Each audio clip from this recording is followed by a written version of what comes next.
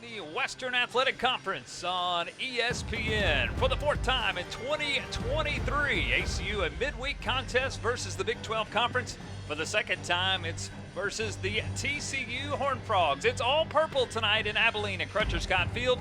The Horned Frogs at 20-12, the ACU Wildcats at 23-8. We welcome you in again to the Big Country in Abilene, Texas at Crutcher Scott Field. Game number 32 for the Wildcats, number 33 for the Horned Frogs. For the second time this year, these two teams will battle on the diamond. Andy Penny alongside Coy Ostlin. Glad you're with us for Wildcat and Horned Frog WAC versus Big 12 baseball here on a beautiful night here in Abilene, and it should be a competitive contest as well as TCU, the better of ACU, the first time March 30, the 21st, 3 weeks ago today, 7-0 the final score in that one. But again, they'll get to do battle again today. Coy, welcome into the broadcast, and it's been pretty traditional here for ACU midweek contest versus the Big 12. Quality opponents in the midweek. They'll get a chance at TCU again tonight. Yeah, and you talk about that, Andy. They've gotten some wins in these games. If you want to be as good as the big teams, play the big teams. They do these home and aways with these Big 12 schools, and they do a pretty good job playing them. Coach Rick McCarty and his guys are ready for this one, I feel, and TCU's ready to get another one potentially. The Horned Frogs playing great baseball as they come in. Winners of 2 of 3 versus Oklahoma State. ACU 1 of 3 versus Sam Houston on the weekend. Here's our pitching matchup tonight. It's the freshman left-hander Braden Sloan for the visiting Horned Frogs versus Blake Anderson, who will get to start the junior right-hander on the mound tonight for ACU. Yeah, both these guys about 24 innings this year. If you're Sloan, you're getting a potential chance to play a quality roster in the middle of the week. And if you're Anderson, hey, business as usual. Get out there and get on the mound and play your game. Sloan 2-2 on the year, but he's won his last 2 outings. Anderson, the tough luck loss in relief versus Sam Houston State on Saturday. Hey, for more on this series matchup between the Horned Frogs and the Wildcats, we sit it down to the third member of our broadcast crew. He's fieldside. It's Joseph Chapa. Joseph?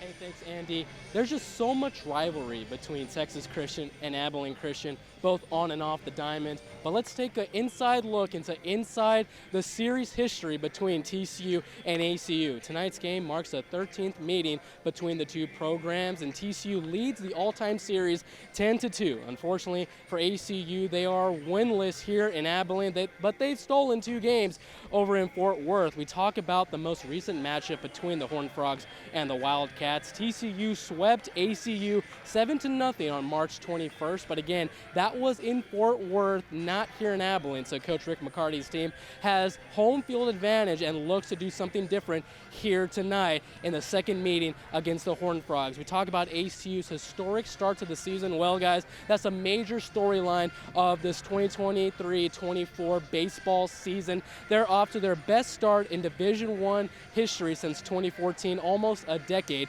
since ACU has been a Division I collegiate program. Well, we'll see what happens here between the Wildcats and the Horned Frogs. Andy and Coy, my friends, back to you. Thank you, Joseph. As you heard, the Wildcats 23-8 on the season. Their best starts in 15 years here. Rick McCarty's 5th season, and he's playing well. But a TCU team that comes in playing good baseball as well. 20-12 overall. They currently sit in 2nd place in the Big 12 at 7-5 overall, and I think both teams are trending in the right direction here as we kind of turn the corner and get to the backside of the roster or of the schedule. And you've seen the starter tonight here for ACU, as it'll be again Blake Anderson on the mound. Yeah, Anderson coming into this one, like I said, you want to play your game.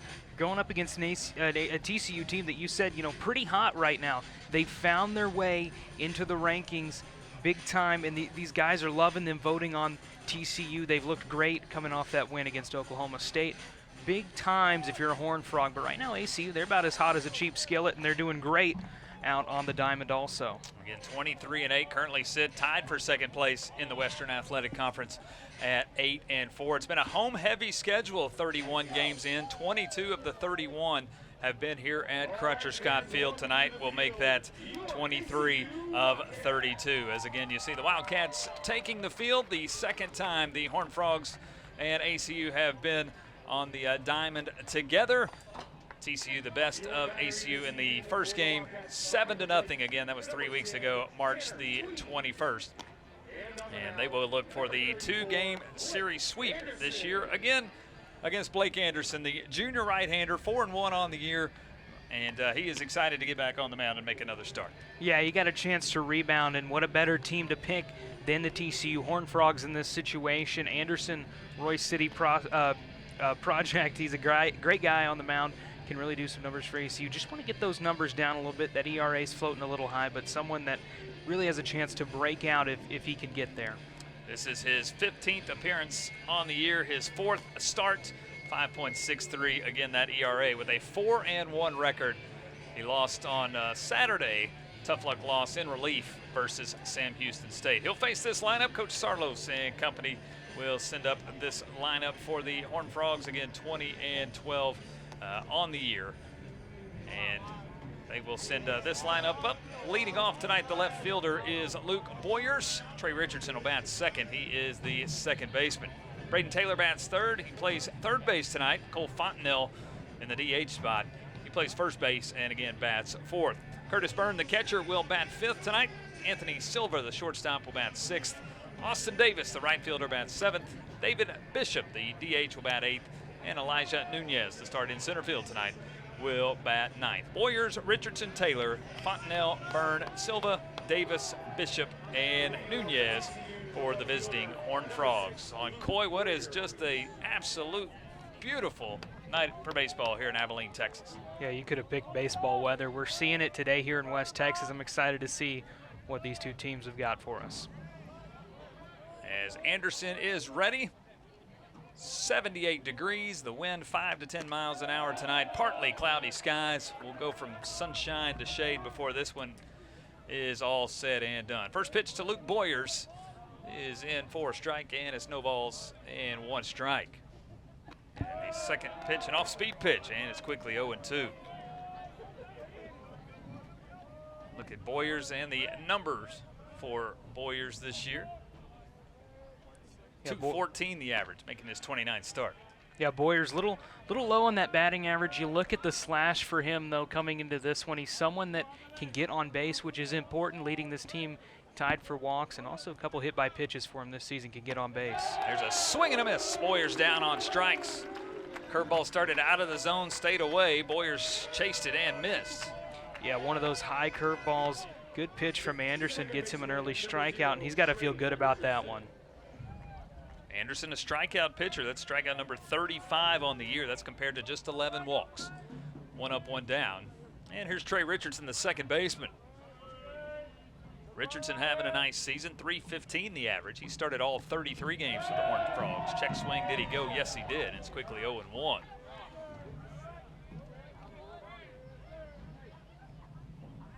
.40 hits and 127 at-bats.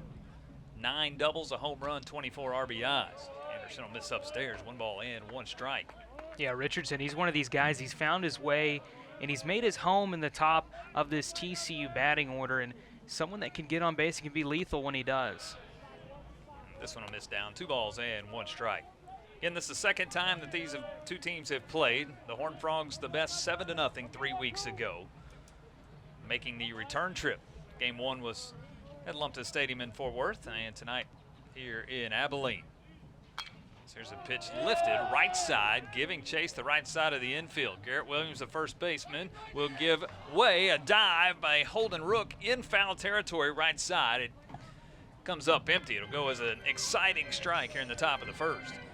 Yeah, Rook really went for that one. These deep foul sections here at Crutcher Scott Field, they've been trouble all season long for these teams, and it's one of those deals where you got to run if you want it, and just came up a bit short. So 1 ball, 2 strikes with 1 out. Anderson looks for back-to-back strikeouts to start the night here versus Trey Richardson. He's got the one he likes. He's into the wine. And a fastball lifted foul right side. Tanner Tweed tonight is the battery mate of Blake Anderson. Tweed gets the start at catcher. Miller Ladisall's in left field tonight. Logan Britt in center. Holden Rook, who just made the diving attempt, is in right. Maddox Meesey at third. Crew Park at short. Bash Randall at second base. Garrett Williams at first. Here's a swing and a miss. Richardson's down on strikes. Back-to-back Ks for Blake Anderson to get things started here in the top of the first. Yeah, Richardson, he wanted every inch of that ball. Couldn't get it. You could probably feel the wind coming off the bat if you were in the stands. Just couldn't get it. Anderson gets him a good strikeout. Quickly 2 up, 2 down here in the top of the first. And here's Braden Taylor, the third baseman. Taylor, .287 the average, makes his 32nd start in 33 games. First pitch low. Again, .287 the average, that's 35 hits and 122 at-bats. Team leader in home runs with 10, 26 RBIs. On a TCU team that's hit 44 long balls this year. Quickly 2 balls and no strikes. Yeah, Taylor, he's one of these big hype prospects, one of these big names in the Big 12 you want to see playing throughout the year, someone to really keep up with throughout the whole season. Seems a 2-0 stays in, 3 balls and no strikes. We'll see if Anderson pitches around to 3-0 here or if he'll attack. The 3-0 is fastball inside portion for a strike. It's 3-1. Yeah, TCU 44 home runs on the year. They've hit a home run in 26 of their 32 games. So definitely a team with power, and they like to use it. There's a 3-1, stays low. It's a 2-out walk to Braden Taylor. And the Horned Frogs have their first base runner of the night. Yeah, Taylor, his on-base percentage this season, looking at .416. He can get on base, and you got to be careful throwing to him.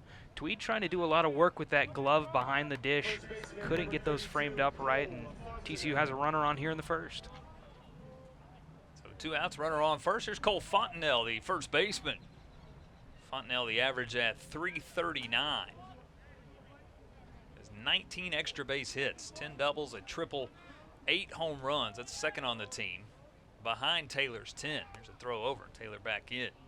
29 RBIs as well. It's a TCU team that has scored 250 runs on the year.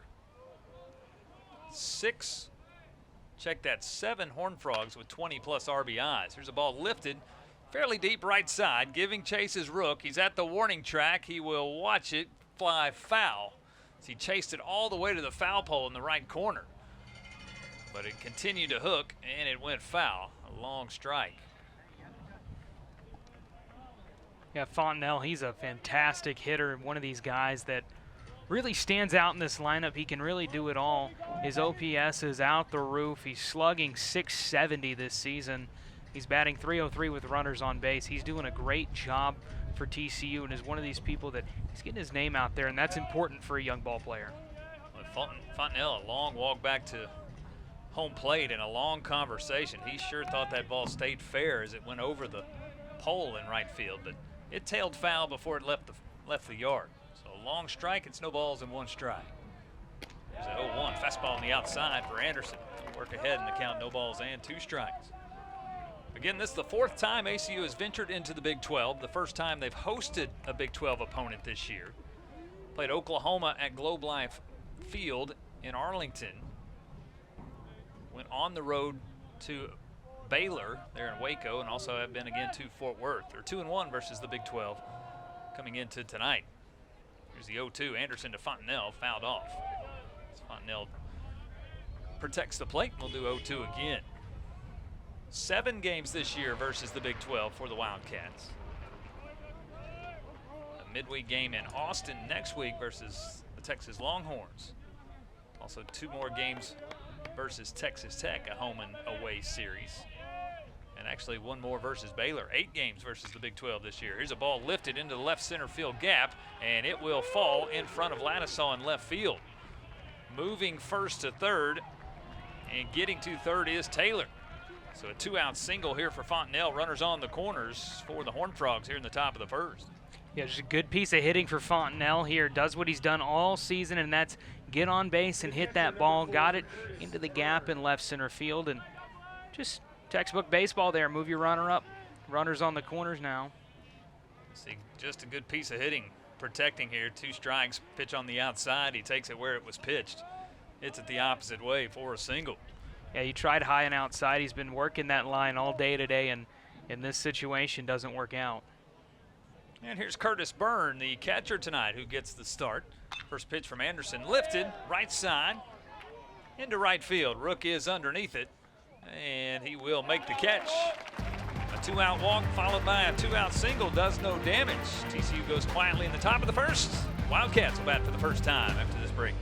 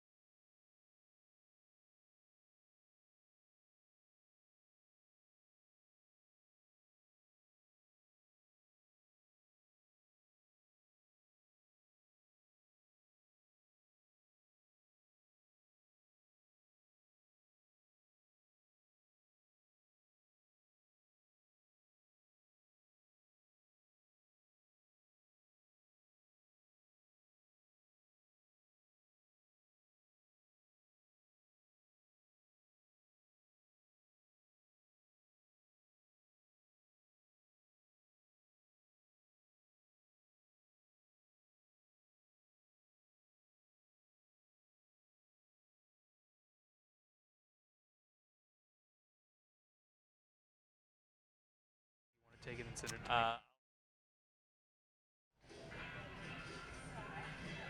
And back to Crutcher Scott. We move to the bottom of the first. TCU goes quietly. They'll now play defense. And Braden Sloan, the left-handed freshman, will be on the mound tonight for the Horned Frogs. Yeah, product of the state of California. Sloan on the mound today. You're a freshman. You got a high ERA. Only 7 appearances this season, but when they've used him, they've started him 6 of those 7 times. Really good chance for this young pitcher to show himself and show what he can do against a really solid Abilene Christian lineup. You see the numbers there, 6.29 ERA in 24 in a 3rd inning, 18 strikeouts to 11 walks. Good numbers all around. You want that ERA to go down a little bit. That's not all what matters, though, when it comes down to a young pitcher. Sloan's last 2 decisions have been wins versus Northwestern as well as UT Arlington. So Sloan is starting to find a groove. His season high in strikeouts was 7 versus UTA 2 weeks ago on March the 28th. And Coach Sarlos will give Sloan the ball to get things started. Let's set the ACU lineup for you. You can see Garrett Williams, who will lead things off tonight. Garrett Williams, the first baseman, bats first. Miller Ladisaw in left, bats second. Logan Britt, the center fielder, bats third. Grayson Tatro, your DH, bats fourth. Tanner Tweed, the catcher, bats fifth. Maddox Meese at third base, bats sixth. Bash Randall, the second baseman, bats seventh. Batting 8th is Crew Park, the shortstop, and Holden Rook, the right fielder, will bat 9th. A loud first pitch here as Garrett Williams hits one opposite way, just shy of the warning track. Austin Davis in right field able to make the catch. 1 pitch and 1 out. Yeah, saw the pitch he liked and drove it. Only took him one. Did not get it to where he wanted, though. Easy fielding job out in right field. Gets the first out for the Horned Frogs. And 1 up, 1 down. Here's Miller Ladisall, the left fielder. Ladisall, the average at .291. He started all 32 games this year. He'll hit this one opposite way into left field, and it's a base hit. Yeah, 2 pitches, 2 contact for ACU. This time, Ladisall gets on. Good piece of hitting there if we take a look at it here in a second.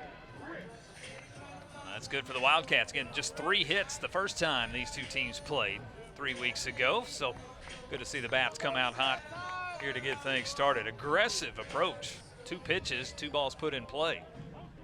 And first base runner here. So we'll see Sloan work out of the stretch to Logan Britt. First pitch stays on the outside.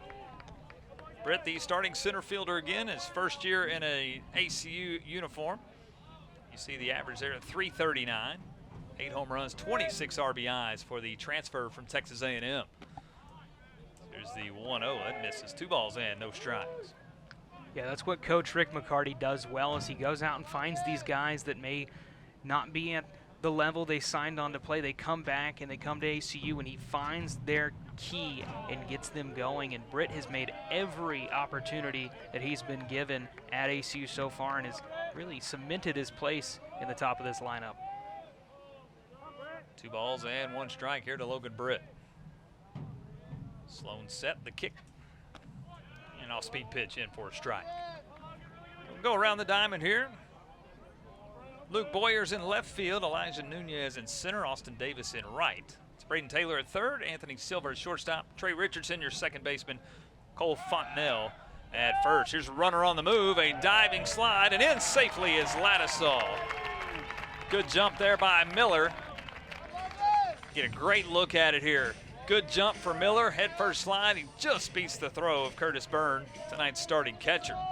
And a runner in scoring position. Wildcats 46 of 56 stealing bases this year. Hitters count. Here for Britt, he'll foul this one off. Yeah, pressure's off of Britt now. The force out is out at second. 1 out, just go up there and play like no one's on base, really. Just catch your breath, and good opportunity to move the runner. Silva at shortstop plays deep. He plays first step of the outfield grass. There's an off-speed pitch. Britt will hit it deep. Left field, giving chase is Boyers, and he will watch it off the wall. Ladisall had to hold. He will round third. He'll come to the plate. Here's the throw, cut off, and it's a RBI triple for Logan Britt. The Wildcats score first tonight. A ball off the wall that Ladisall had to hold, but he's able to round third and score. Britt on his horse gets to third, and the Wildcats a 1-0 lead. Yeah, Britt this season, .354 batting average with runners on base. And take a look at that, caught too much of the plate. He thought it was gone, didn't get on his horse enough. Hard fielding opportunity for Boyers in left field. Good job on him getting the ball back in time, though, and preventing what could have been a much worse situation for the Horned Frogs. So his second run now 90 feet away. Here's a ball that gets away from Sloan. Nice play by Byrne behind the plate to keep it in front. For Britt on the year, it's RBI number 27. Now Tatro, the team leader in RBIs with 39. A chance to add to that total. There's a 1-0. And that'll stay on the outside. 2 balls and no strikes. Grayson Tatro, one of these guys, he kind of made some waves this past summer, playing some summer ball, has made his name known throughout Division I baseball. Really good player on this ACU roster, leads them in a lot of offensive categories, and going to make an impact here with the runner on third base. .355 the average. Again, 9 home runs, 39 RBIs, both team leaders. 6 doubles as well. He's walked 18 times. He's got a 3-0 count here. Take sign all the way. That's in for a strike. 3 balls and 1 strike. Good frame job by Byrne behind the dish there. Brought it back into the zone, got a strike. TCU defense plays at normal depth. They'll give up a run for an out here in the top of the first. Here's the 3-1, and that's low for ball 4. So Tatro, who DHs tonight, gets the walk. Runners on the corners with 1 out. And here comes Tanner Tweed, tonight's catcher. And we'll have our first visit here from Coach Kirk Sarlos. Will come out and check on his freshman pitcher, Braden Sloan. I think that's a quick meeting of the minds, just more of a motivational speech of, hey, we put you on the mound for a reason. Let's go out and throw strikes. Yeah, and if you're coach, you've got to go out there and say, hey, you know, this guy's a freshman. He's learning. This is a good experience for him. And, you know, the rough start to a game, that's not the story of the game. It's just 1 run right now, and hopefully he can rebound. Well, he's in a position here now with the runner on first. A double play ball gets him out of the inning. But he will face Tanner Tweed, the catcher here for the Wildcats. Tanner on the year, 296 the average, just shy of 300. Team batting average of 300. Tanner's just below that again at 296, making his 29th start of the year. Here in game number 32. First pitch on the outside for a ball. A lot of movement from Tatro on first. Not really a stealer. He's 5 for 8 so far this season on steals. Sloan set and the 1-0. This one lifted foul out of play. 1 ball and 1 strike. Here you see the numbers for Tanner. 296 the average, 4 home runs, 19 RBIs. And the TCU defense plays at normal depth. They'll take a double play ball to get out of the inning. Here's a 1-1. Good looking fastball, misses though on the inside. 2 balls and 1 strike.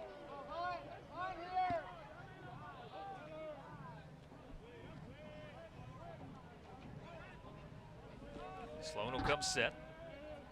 Check the runners and the 2-1. This one lifted and we'll get out of play on the right side. 2 balls and 2 strikes. Again, not much wind tonight. High 70s as we get started tonight. Breeze about 10 miles an hour and blows in from right field, but not enough to affect too much distance on a fly ball tonight. Here's the 2-2 to Tweed. Again, lifted out of play. We'll do 2-2 again. Keep trying to work that upper zone in this situation. Tweed keeps the at-bat going.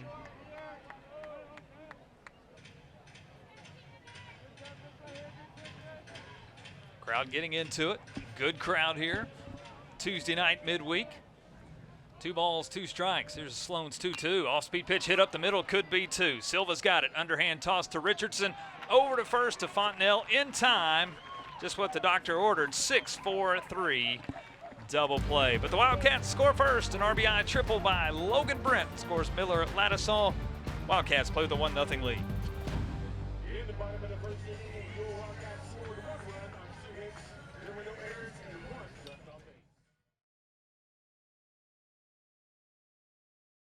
Our early leaders sought a new campus on which to build a better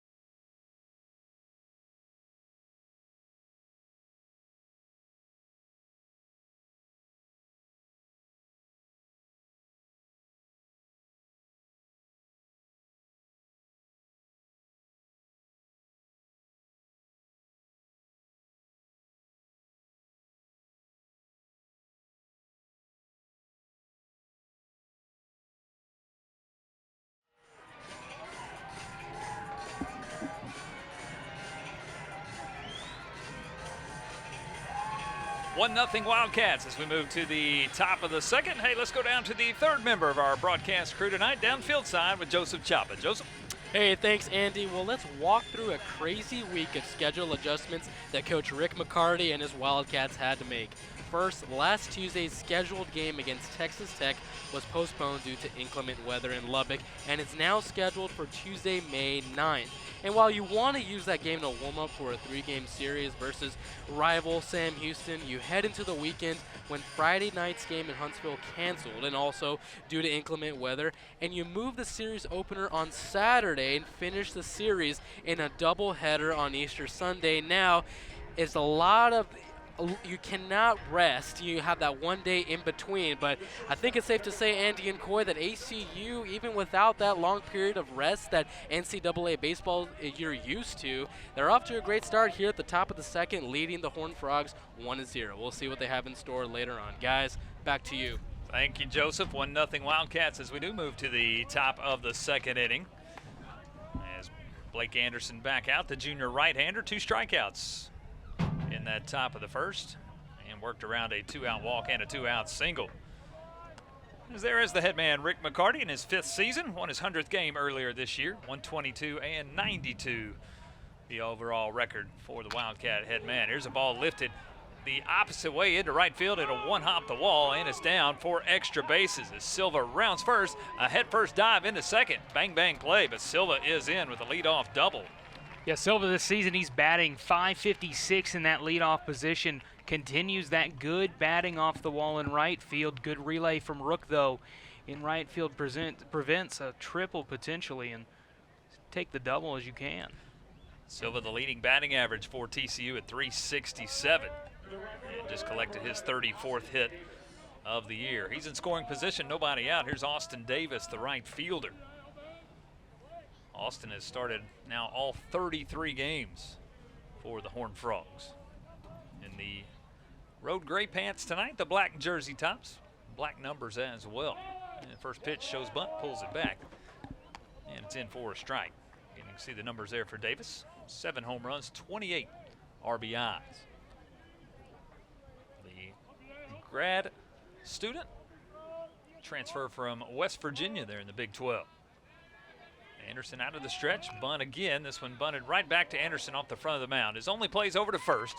He will make the play, a successful sacrifice for Davis. As Silva will move over to third base. He's 90 feet away with 1 out. Good job of execution here. Do a job, called upon here in the second inning. And Davis moves his teammate over 90 feet. Yeah, drops the bunt. Good fielding, though, from Anderson, not overthinking it off the mound. You know the guy's going to move up, nothing to worry about there. Simple baseball, what you practice. Runner on third now, though, for the Horned Frogs. And here's David Bishop, tonight's designated hitter. First pitch high and outside, off speed. Anderson will continue to work out of the stretch. Runner on third and 1 out. Bishop, the average .232. It's 23 hits in 99 at-bats. A couple of dingers, 15 RBI. There's a 1-0. Nice stop by Tweed on curveball down in the dirt and outside. And Bishop to start tonight at DH. The sophomore, 6'3", 210 pounds. ACU defense plays deep. Again, here in the top of the second, they'll give up the run for a ground out. There's a fastball in for a strike, and it's 2-1. Good pitch up the groove there from Anderson to get back into this one. Randall, the second baseman, plays right up the middle, plays right behind the second base bag. As close to the shift as you could be without being in the official shift, I guess. Here's a ball hit up the middle. The shortstop, Park, he'll make the play. He will throw over to first. The job done, though, by Bishop, as again, the Wildcat defense willing to give up the run for the out. It's a ground out, 6-3, but an RBI for Bishop, and we're tied at 1 here in the top of the second. Yeah, Bishop, he wasn't really looking for anything he could just smash. He wanted to make contact. That's how you play ranked college baseball. You get a run no matter what, by any means necessary. Execution, leadoff double, sacrifice to third, RBI ground out that scores the run. We're tied at 1. Here's Elijah Nunez, the center fielder, with the bases empty and 2 out. Nunez, .250 the average, 25 hits and 100 at-bats. in the 9-hole spot tonight. One fouled back, 1 ball and 1 strike. We anticipated a few runs on the board tonight. ACU on the year scored 219 runs. TCU scored 250. So runs aplenty for these two teams. So there's a 1-1. It's upstairs. 2 balls and 1 strike.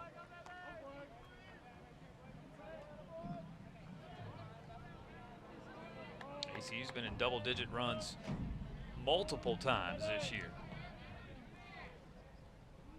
There's a ball swung on and missed. TCU as well in multiple double-digit games this year.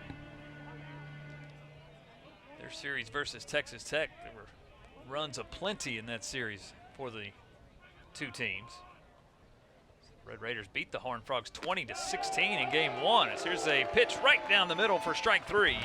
Anderson is 3rd strike of the night, and the side is retired. TCU ties it up, 1 run, 1 hit. We're tied at 1 after 1.5.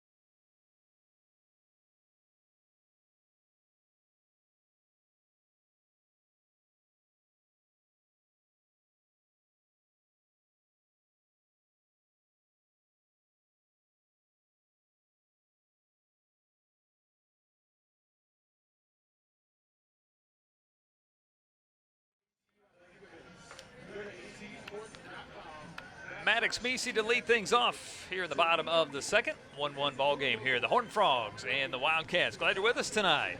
Andy Penny alongside Coy Auslin. Joseph Chapa is field level for us tonight, part of our broadcast crew.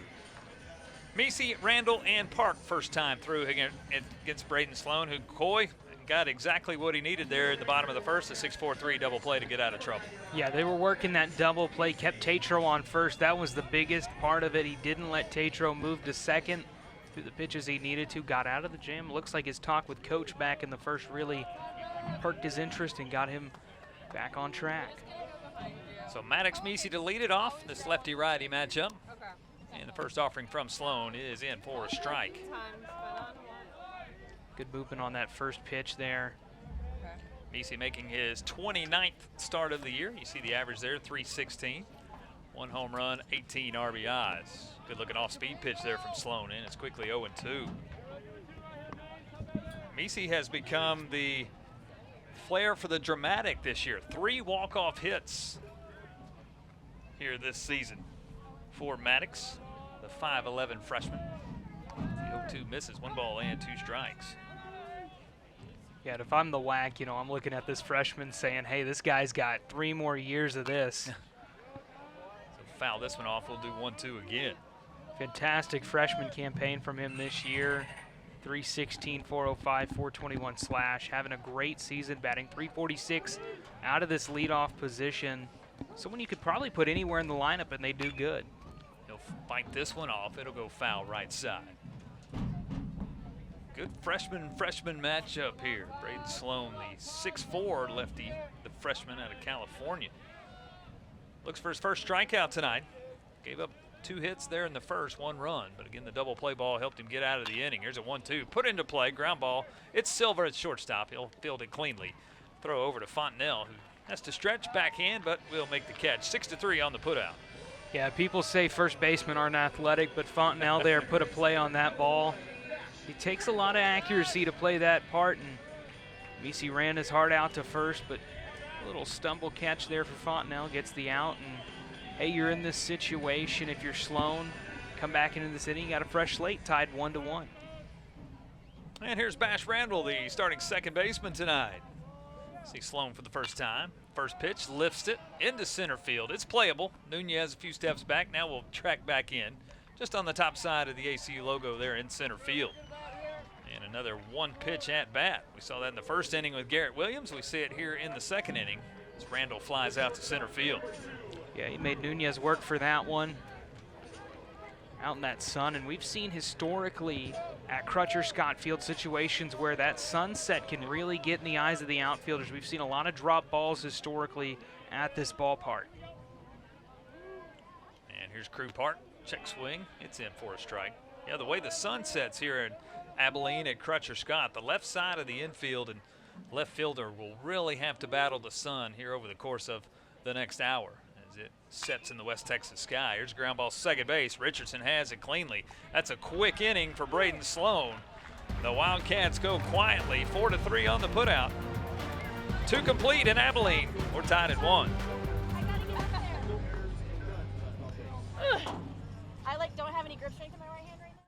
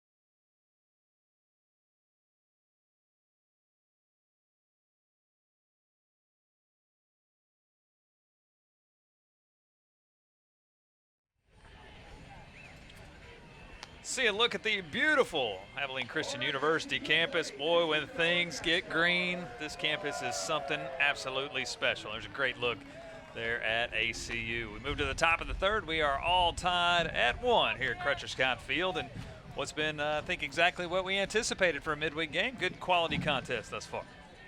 Yeah, these two teams, these midweek games, they get viewed as, we've got pitchers that maybe aren't normal starters, but these two pitchers, they brought their stuff, but these offenses have brought their stuff early too, and it's been great to see what we've gotten just through the first 2 innings. Blake Anderson through 2 innings, 35 pitches, 1 run on 2 hits. The top of the lineup, here's Luke Boyers. Strikeout victim, his first time to lead things off. Behind in the count here, 0-1. The 0-1, that's on the outside. 1 ball and 1 strike. Again for Anderson, this is his 15th appearance on the season, just his 4th start.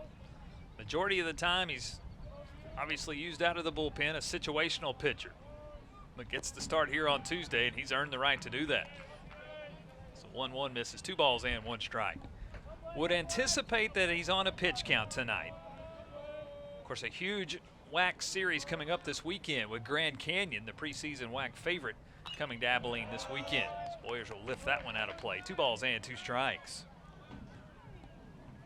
Yeah, Grand Canyon coming here for the first time ever. That's going to be a big series for ACU. They've really got to work at what they can bring to these games. Pitching, obviously, they had a couple of issues this past weekend versus Sam Houston, and got to work on that. Here's a ball hit through the right side, past a diving Williams at first. Boyer's a big turn, but he'll stay there. A leadoff single here for the Horned Frogs in the top of the third. Back-to-back innings, the Horned Frogs have had the leadoff man on.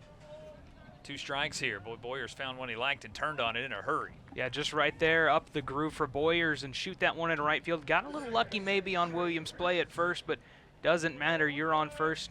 See what you can do now. I'm going to bring up Trey Richardson. Richardson, a strikeout victim his first time as well. And Trey having himself a year, though, 315 the average. 14 multiple hit games this year for Richardson, 49 in his career. First pitch here, off speed in for a strike.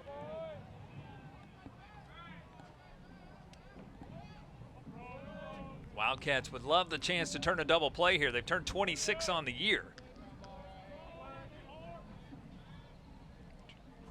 Anderson will throw over. 26 double plays by this Wildcat defense.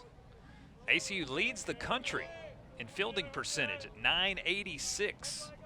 Just 15 errors on the year in 31 games. They lead the country in that category. 0-1 the count here to Richardson. Here's a ball high and tight. 1 ball and 1 strike. Yeah, Go ahead. Yeah, sorry about that. High up at the hands, that's a hard one to get up in the zone, and Richardson really wants to get on base. He could do some stuff when he gets on there, and maybe this could be a big at-bat for TCU here early in the third. Here's the 1-1 off-speed pitch. That stays upstairs. 2 balls and 1 strike. I should say that ACU is actually tied for first in the country with 3 other teams, Oral Roberts, Virginia Tech, and Mercer. So have to give credit where credit is due, but still first in the country, .986 fielding percentage. So here's a 2-1. Boy, that's high and tight. And Richardson will take that one off the backside of the shoulders. Hit by a pitch, and he'll make his way down to first. Just the ball gets away from Anderson. Yeah, and if you're Richardson, you were ready for that to happen. Anderson, he tried that high and tight on him several times, got the strike, got a ball, and then that time just lost it too much. And you've got a runner on first and a runner on second now in this tight situation with no outs. Yeah, two on, nobody out. Braden Taylor to the plate. He walked his first time. Taylor again, .287 the average. Making his 32nd start in 33 games. Anderson will check the runners and the first pitch. A little bit upstairs for a ball. No activity yet in the ACU bullpen. Again, we anticipate Anderson to be on a pitch count. He's at 44 currently. Yeah, 44. He came out with some heat on that first pitch there, 91 up in the zone. Here's a 1-0. Off-speed pitch stays upstairs. Quickly 2 balls and no strikes. This week for TCU, it's an out-of-conference week, including the weekend. Their open weekend in Big 12 play. They will play host to UNC Wilmington this weekend. 3-game set there in Fort Worth. Yeah, got a timeout here. We'll see Rick McCarty come out of the first base dugout for the first time and talk to his junior right-hander, Blake Anderson. Again, this might be an opportunity to get the bullpen to start to scatter and get some arms up and start getting loose. Yeah, with Braden Taylor coming up in this situation, obviously you got to play it careful. You're walking on pennies and dimes here, and tough situation that can happen.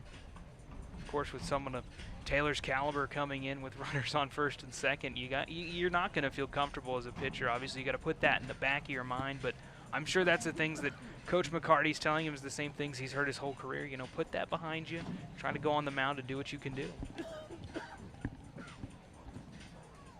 Long visit here for Coach McCarty, and the umpires will break it up. Top of the third, nobody out. ACU scored first tonight in the bottom of the first. A 1-out single by Miller Ladisaw, followed by an RBI triple from Logan Britt. Gave the Wildcats a 1-0 lead. TCU responded in the top of the second, a leadoff double by Anthony Silva. A sacrifice bunt by Austin Davis, a David Bishop RBI ground out to score Silva, and we're tied at 1. 2-0 the count here, and here's a ball lifted deep into center field. Britt on the warning track, now 1 step in, will make the catch. Tagging up, going second to third is Boyers. Richardson retreats back to first. He was all the way to second base. It's a long fly out for Taylor. He moves the lead runner again, Boyer second to third. Runners on the corners with 1 out. And that's a ball I thought off the bat there, Coy might have a chance to get out of here.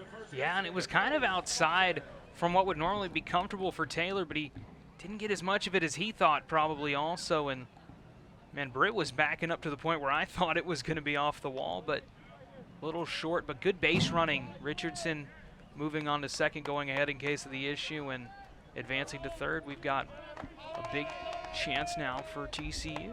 Runners on the corners, 1 out. Cole Fontenelle, 1 for 1 with a single tonight. So Anderson will check the runners. In the first pitch to Fontenelle. Gets away from Tweed just long enough, and it'll allow Richardson to move first to second.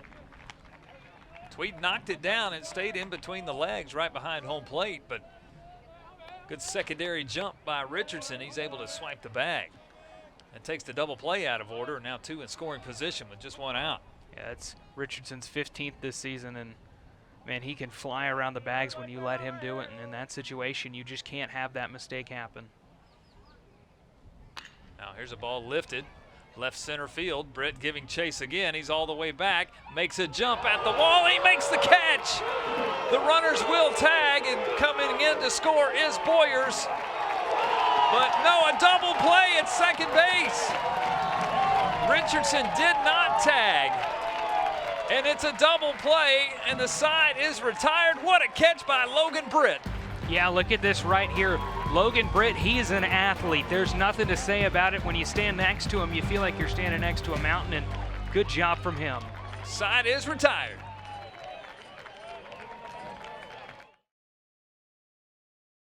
As a proud Texan, I want my family to have the best future possible, and that mission is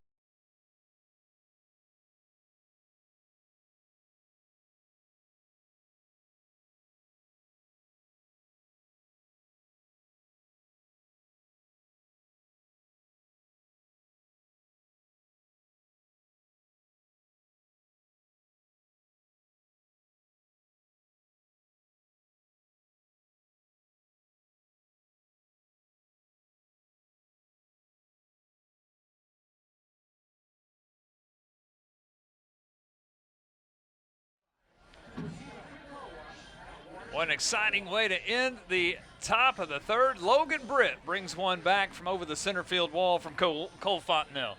Yeah, Fontenelle, he had every ounce of that ball, but just a bit short. And Logan Britt, he can jump, but hey, you double him up at second, and what a play by ACU. This defense, we talked about it earlier. These guys know what you're doing, and that comes down to practice, and knowing Coach McCarty, that's exactly what he's had them practice, is stuff like that. So we also need to update that Luke Boyers at third base does not score on the play, as Richardson is doubled up at second as the throw came back in.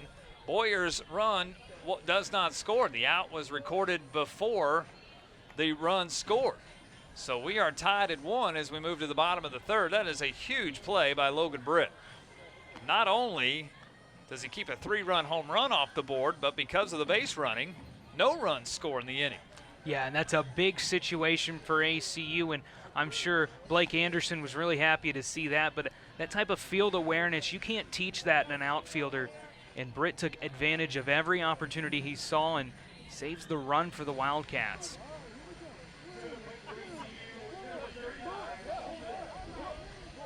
So we'll move to the bottom of the third, still tied at 1.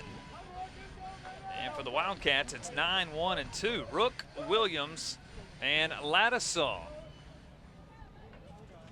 come up here against Braden Sloan. And first pitch, and misses. Rook, the right fielder tonight, making his 7th start of the year. There's a pitch lifted foul and out of play.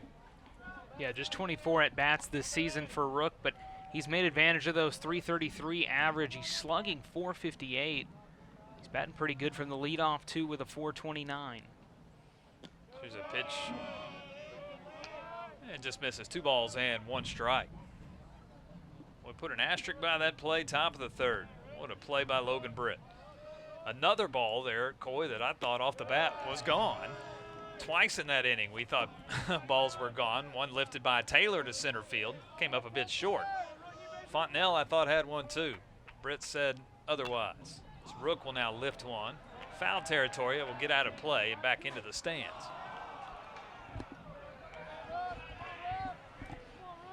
Somebody in the crowd had a chance to make a play but couldn't do it. Yeah, but that catch by Britt, we're going to think about that one for a long time, and that's one of those situations where that's the deepest part of this ballpark. Now here's another ball lifted center field. Nunez has room to make the catch. He's underneath it, and he will do it. Center field's been a busy position tonight for both teams. 1 up, 1 down here in the bottom of the third.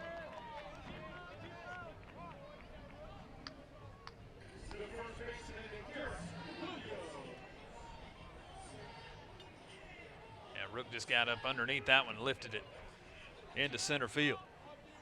Top of the lineup, here's Garrett Williams, 0 for 1 tonight. First pitch swinging, flying out to right. And first pitch from Sloan in for a strike. Yeah, Williams holds on that one. I was really interested to see what his approach was going to be this time. He swung on that first one back in the first inning, didn't come up for him. Off-speed pitch, good pitch there by Sloan. And it's 1-1.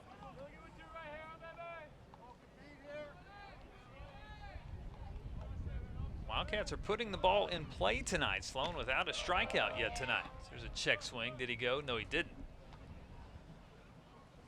But just 1 run on 2 hits.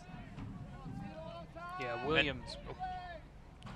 Williams right now, he's having to chase that ball all over the zone right now and see what he could find. So here's a ball lifted into right field, fairly deep. Davis giving chase. He's on the warning track and will make the catch.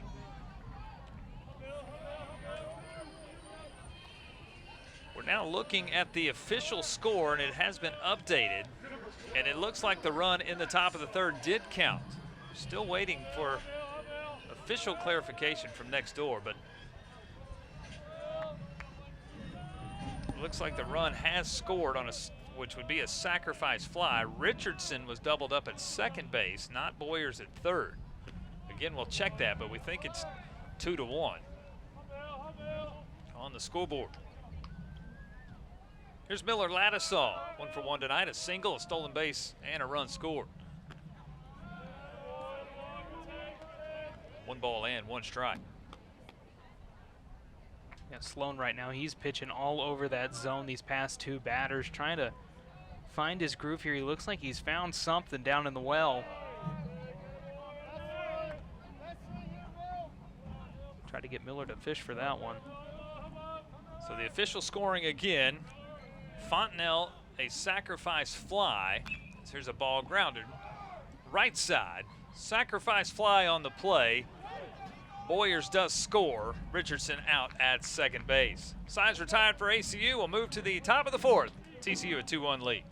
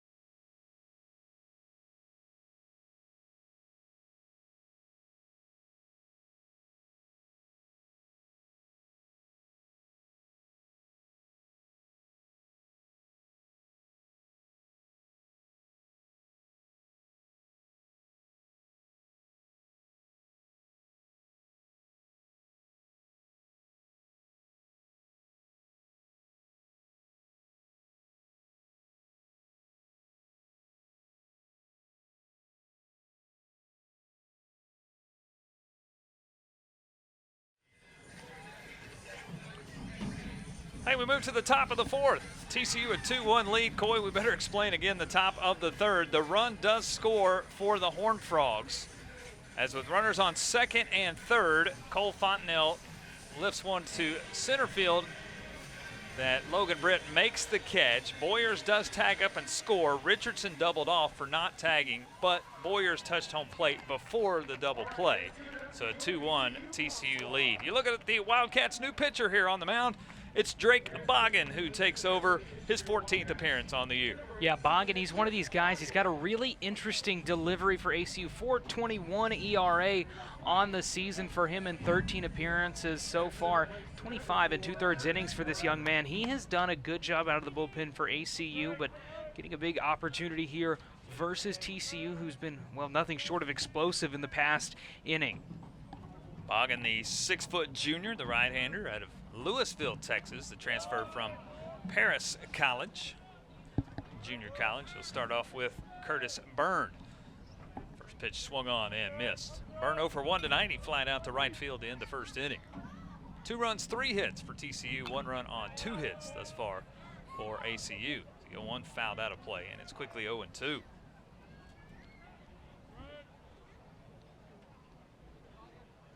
close the line here on Blake Anderson. We'll do that here in just a moment. No balls and 2 strikes here to Byrne. There's a ground ball. Chopper, right side, long run for Randall, who is playing up the middle and he can't get there. It's an opposite field bouncing ball single into right. And for the 3rd time in 4 innings, TCU has the leadoff man on with a leadoff single here by Byrne. Yeah, just off the toe of the bat, not what ACU expected with how they were playing the field there, and Byrne gets on here early. Another inning where the first batter gets on for TCU. 3 times in 4 innings. 3rd inning in a row that's happened. So 1 on, nobody out. Here's Anthony Silva, 1 for 1 tonight with a double and a run score. Boggin out of the stretch for the first time. Fastball lifted foul right side. Close the line on Blake Anderson, the starter tonight. 3 innings pitched, 2 runs, both earned on 3 hits.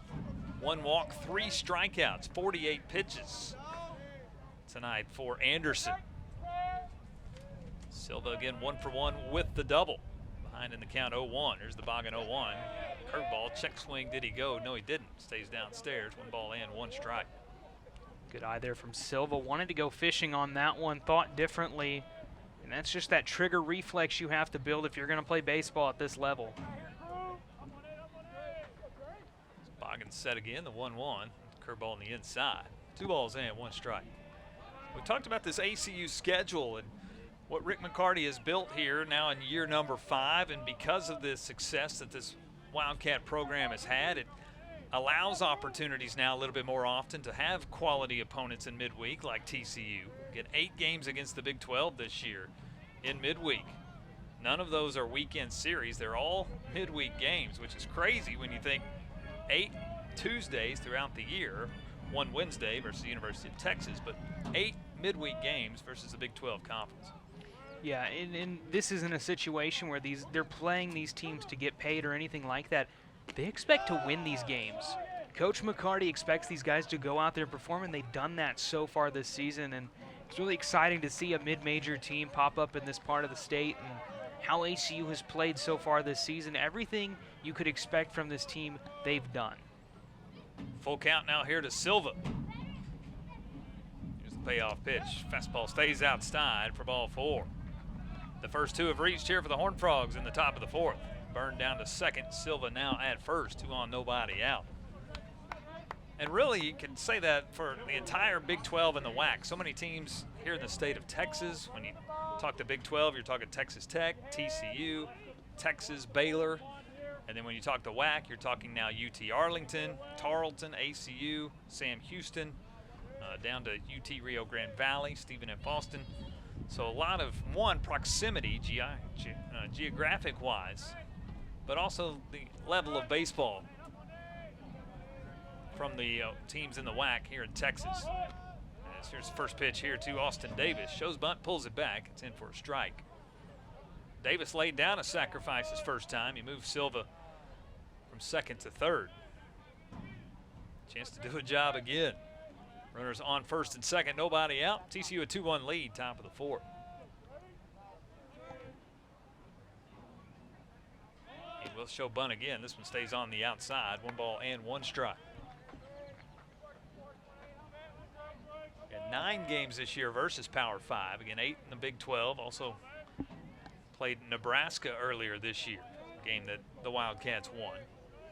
So 3-1 thus far versus those Power 5 opponents. Wins versus Nebraska, Oklahoma, and Baylor.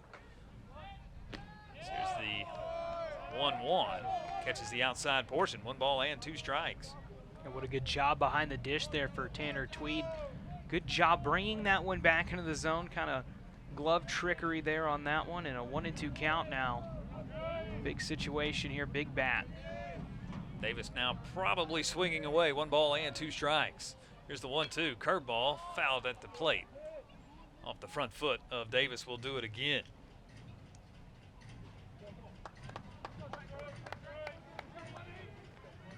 Davis again, the transfer out of West Virginia. They did transfer in conference there in the Big 12.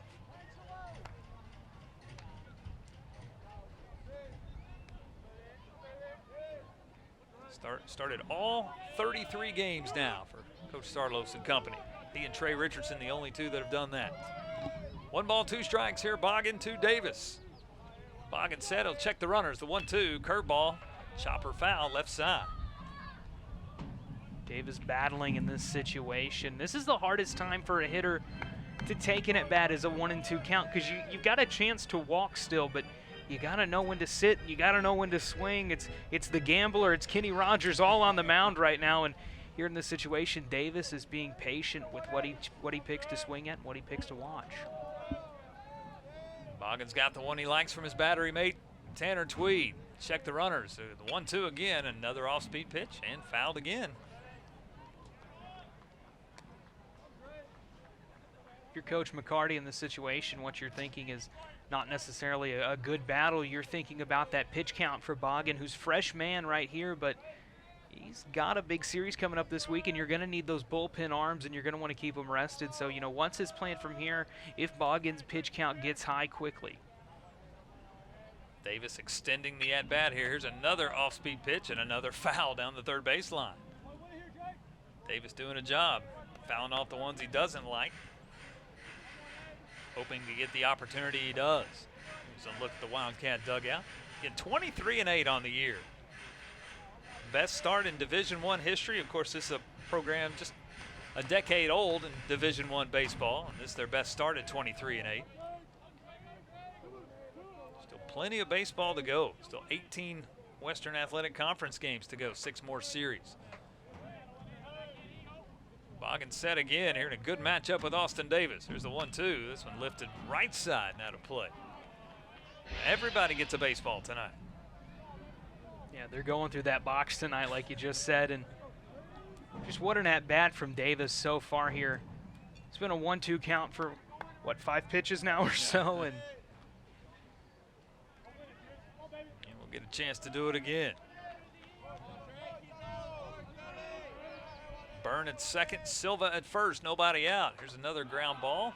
Foul again, left side.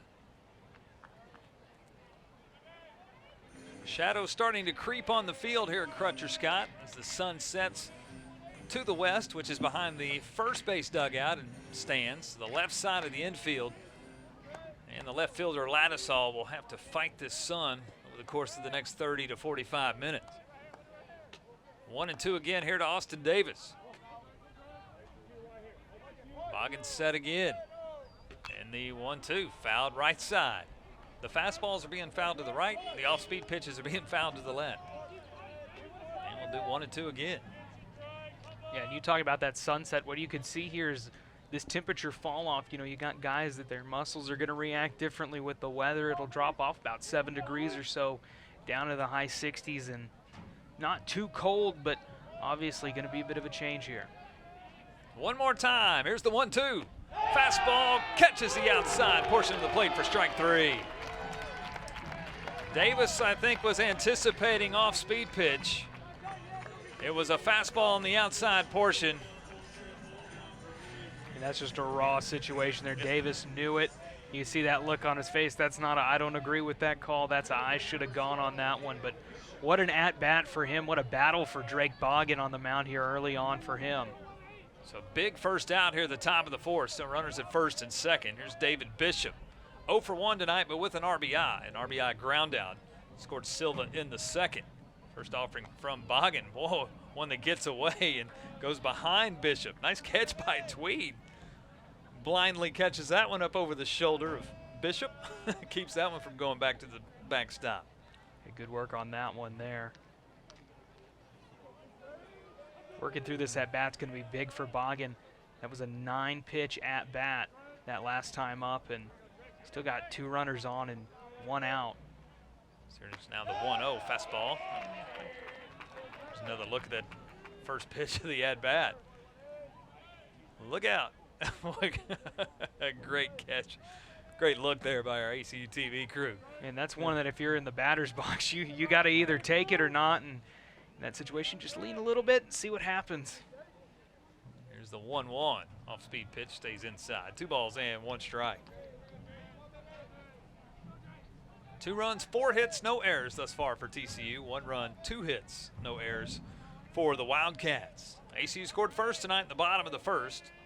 TCU with single runs in the second and the third. Now 2 on, 1 out here in the 4th. 2-1 to Bishop. Fastball outside. It's 3-1.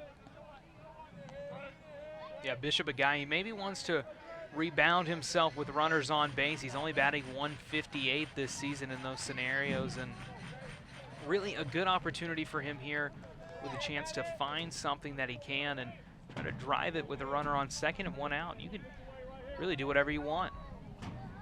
Boggin will check the runners. Hitters count here for Bishop. Here's the 3-1. That stays outside. And that'll load the bases with ball 4. Bishop to first. Silva up to second. Byrne now at third. Bases loaded and 1 out. And that'll bring up Elijah Nunez. 0 for 1 tonight. A strikeout victim back in the second.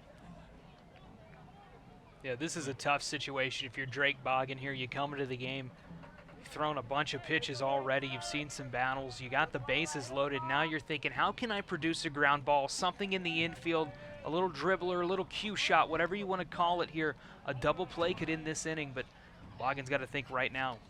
First offering, fastball in for a strike. Of course, the infield will play at double play depth. Should I? Misi over at third plays even with the bag, but 15 feet off of the line with the left-handed hitting Nunez. Here's the 0-1. High and outside. 1 ball and 1 strike. And Nunez tonight 0 for 1. He struck out in the second.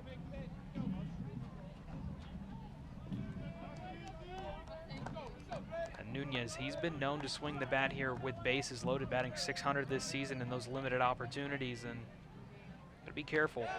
Good looking pitch for Boggin. 1 ball and 2 strikes. Into Elijah Nunez, selected to the Big 12 preseason all-conference team. 250 the average. RBI opportunities here. He has 20 on the season, one of 7 Horned Frogs with 20-plus RBIs. With the bases loaded and 1 out, here's the 1-2. Just missed. 2 balls and 2 strikes. Byrne led off the inning with an opposite field single. Silva then walked after a Davis strikeout. Bishop with 1 out walked as well. He's at first. Silva at second, Byrne at third. 2 balls and 2 strikes here to Nunez. Boggin the kick, the 2-2. Lifted back to the screen. We'll do 2-2 again. But TCU is battling with 2 strikes. Good eyes and good bats is what will do it for TCU in that situation. You're 1 strike away from, you know, really putting a dent in this inning and trying to fight out of that 3 runners on base situation. But situation right here for Nunez that he's familiar with. There's the 2-2. This one lifted. Foul territory left side. It will get out of play. Misi at third gave it a look, but a brief look as it gets out.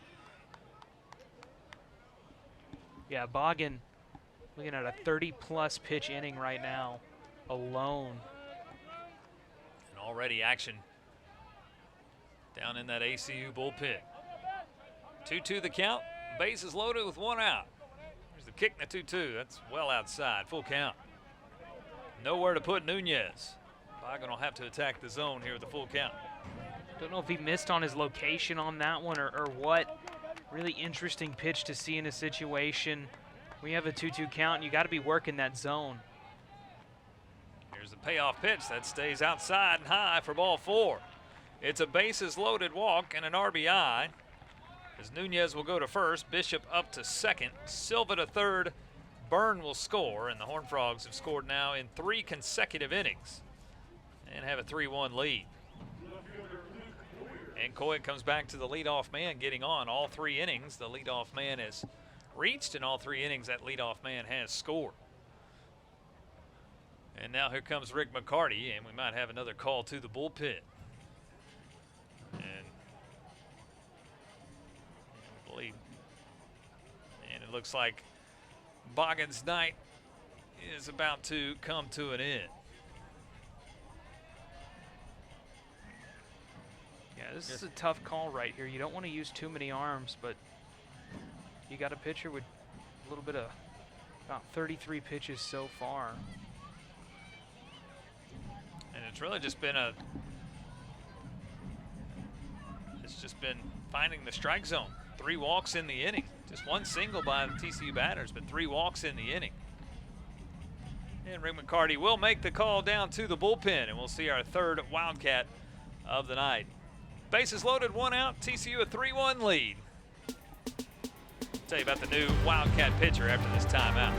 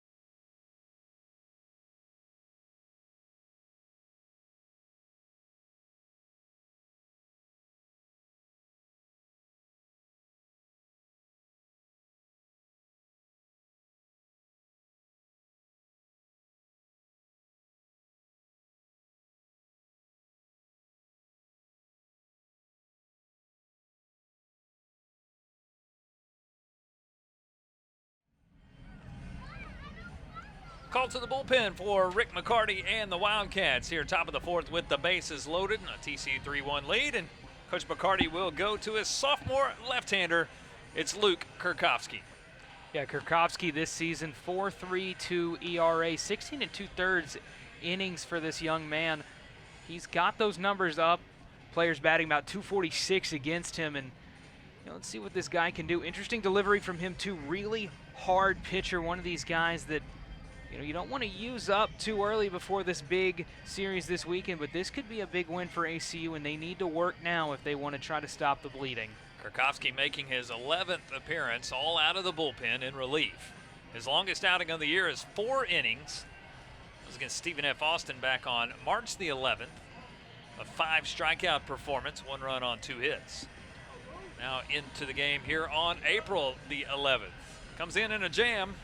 TCU has the bases loaded, already 1 run in the inning, a 3-1 Horned Frog lead. Drake Boggin just could not consistently find the strike zone there in the inning. A single followed by 3 consecutive walks. Silva, Bishop, and Nunez all walked. Bases loaded, 1 out, top of the lineup here in Luke Boyers. Tough spot here for Kurkowski. He did pitch in Fort Worth 3 weeks ago versus TCU. Just 1 inning of work, gave up 3 runs on 3 hits in his 1 inning. Boyers tonight 1 for 2, a single and a run scored in the 3rd.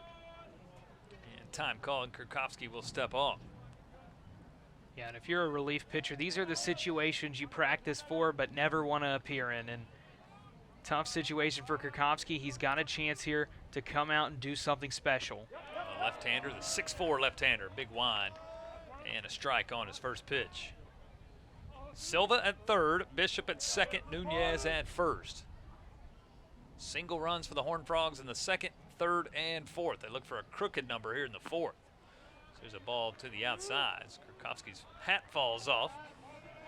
1 ball in, 1 strike.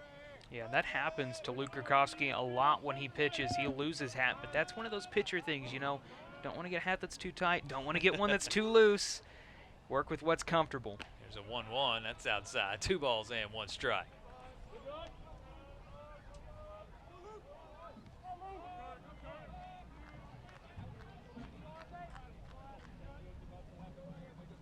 Wildcat defense again, a double play depth.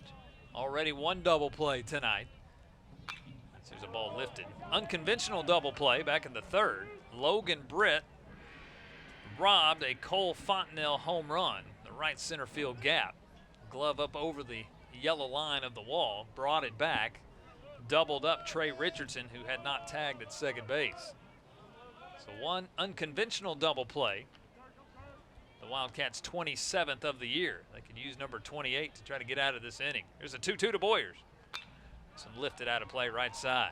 TCU does a great job of protecting the plate with 2 strikes. Yeah, they watch that zone, and It's one of those deals where you've got to practice that. You've got to have your guys have good eye coordination. It's something you can't teach also necessarily. You have to know what's coming out of the pitcher's hand. You got to know what the movement on the ball is going to be. It takes a lot of studying to be a patient hitter. 2-2 again the count. Here's the 2-2 just missed on the outside. It's a full count. Boyers with 7 multiple hit games this year. Again, 1 for 2 here. Full count, nowhere to put him on the base pass. Kurkowski will come set. The kick and the payoff pitch. Fouled out of play. Right side will do it again.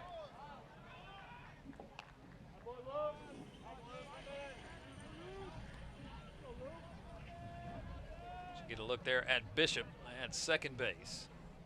1 of 3 walks in the inning. Silva at third, Bishop at second, Nunez at first, all courtesy of the free pass. Here's the payoff pitch again to Boyers. That stays outside for ball 4. Everybody moves up station to station, and an RBI, bases loaded walk for Boyers. Silva will come in to score. Bishop to third, Nunez to second. Boyers now at first, and a 4-1 TCU lead here in the top of the 4th. Yeah, Kurkowski didn't have the location he wanted on that one. He just got out-dueled in that situation. Boyers was really, really patient when he got up there, and it's a tough situation, but Luke Kurkowski got a chance here to rebound in this situation. Now here's Trey Richardson. High chopper, middle of the infield. Going to be tough to turn 2. Randall will go to second for 1 as Park will make the force out there. No chance to turn a double play on that high chop. It'll go as a fielder's choice for Richardson, but an RBI. As coming in to score is Bishop, and the Frogs a 5-1 lead now. Yeah, if you're Richardson, you got to be happy about that one, but also you got the speed to get to first. You knew you were comfortable with such a hard play right there, but good job by ACU. Bash Randall at second, not overthinking that one, just playing it as it is. So now 5-1 TCU.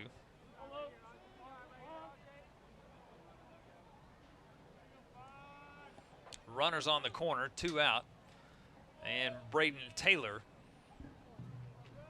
0 for 1 with a walk. First pitch from Kurkowski. Lefty-lefty matchup is down low.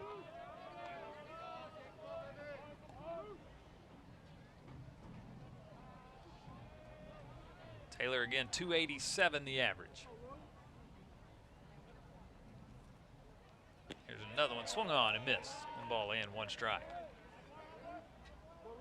Good pitch for Kurkowski there. He gets them to offer at it right there. And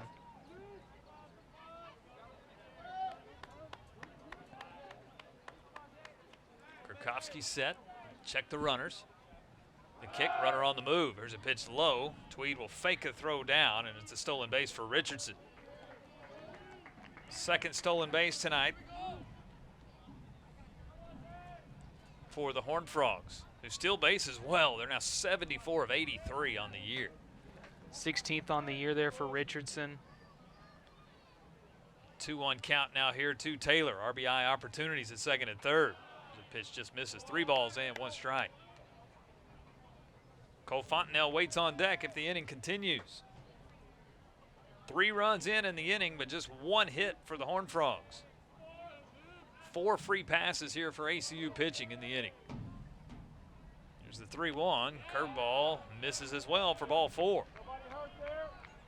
So Taylor now at first. The bases are loaded again with Nunez at third, Richardson at second. Taylor now at first. The Horned Frogs have batted around here as Fontenelle becomes the 9th batter of the inning. Again, Fontenelle in the first had a single, then in the third was robbed of a 3-run home run by Logan Britt. About the 385 mark of the left center field wall. Here's the first pitch from Kurkowski in for a strike. That ball went about 386, but Britt had enough of a vertical leap to get up over the yellow line and bring it back. Yeah, need to remind Fontenelle slugging .633 this season.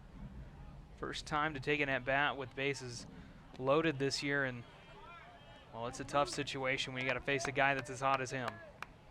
Yeah, this is a TCU team that's hit 44 home runs on the year, have yet to hit a grand slam this year. 25 of their 44 home runs have been solo home runs. There's the 1-1. That's outside. 2 balls and 1 strike. Burns singled to start the inning. Silva then walked. After Davis struck out, Bishop walked, Nunez walked, Boyers walked. Richardson an RBI fielder's choice. Taylor then walked to load the bases back. 2-1 here to Fontenelle. And that catches the outside corner. 2 balls and 2 strikes. I don't think Fontenelle liked that call very much. It's a big pitch right here for Kurkowski. Can he get out of this inning?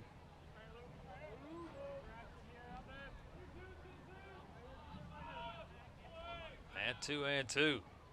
Kurkowski set the kick. 2-2 outside. And it's a full count again. Horned Frog runners will get a chance to get the wheels turning a little bit here. 3 balls, 2 strikes with 2 outs. Already 3 in the inning. Kurkowski set. Fontenelle ready. The kick, the payoff pitch. Swung on, lifted, and lifted out of play. And we'll do 3-2 again.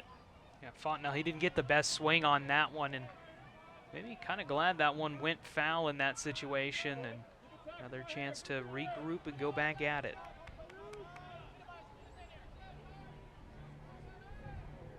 Already 14 pitches for Kurkowski in the inning. Boggin threw 33 pitches in the inning. So here again, the payoff pitch stays outside for ball 4. Everybody moves up 90 feet. And another bases loaded walk will score Elijah Nunez. And the Horned Frogs now a 6-1 lead here in the top of the 4th.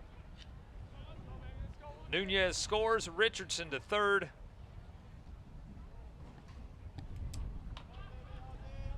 Taylor at second, Fontenelle now at first. Still with the bases loaded, 2 out.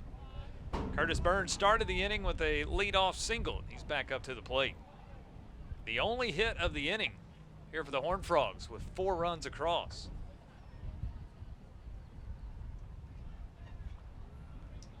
And Tanner Tweed's going to come out and talk to his pitcher. I think this might be an opportunity just to once again allow the bullpen to scatter and get some arms up and warm. Yeah, this is a tough situation for ACU. 54 pitches this inning between 2 pitchers. Guy that went only a third of an inning. You've walked several batters at this point. They've all come around and scored, giving up just 1 hit. And it's a tough stat line to swallow when you're in a situation where you came in just down 1 run. And here comes Rick McCarty out, and I don't know if he'll make the change quite yet, but certainly trying to figure it out. 9 Horned Frogs have come to the plate this inning. 6 free passes and 9 batters to the plate. And what makes it 4 runs have come across. Yeah, So what makes it, sorry about that, what makes it more difficult in this situation, though, is there's 2 outs. You look at the board, that's got to hurt from the dugout, from the bullpen for Kurkowski, who, you know, has to come in and clean up, and it's a tough situation. have not seen Coach McCarty make a call to the bullpen quite yet. The umpire's already come out to the pitcher's mound, and here is the call to the bullpen. Coach McCarty's going to go ahead and make the change. 2 outs, top of the 4th. 4 Horned Frog runs are in. The bases are still loaded. 3rd Wildcat pitcher after this timeout.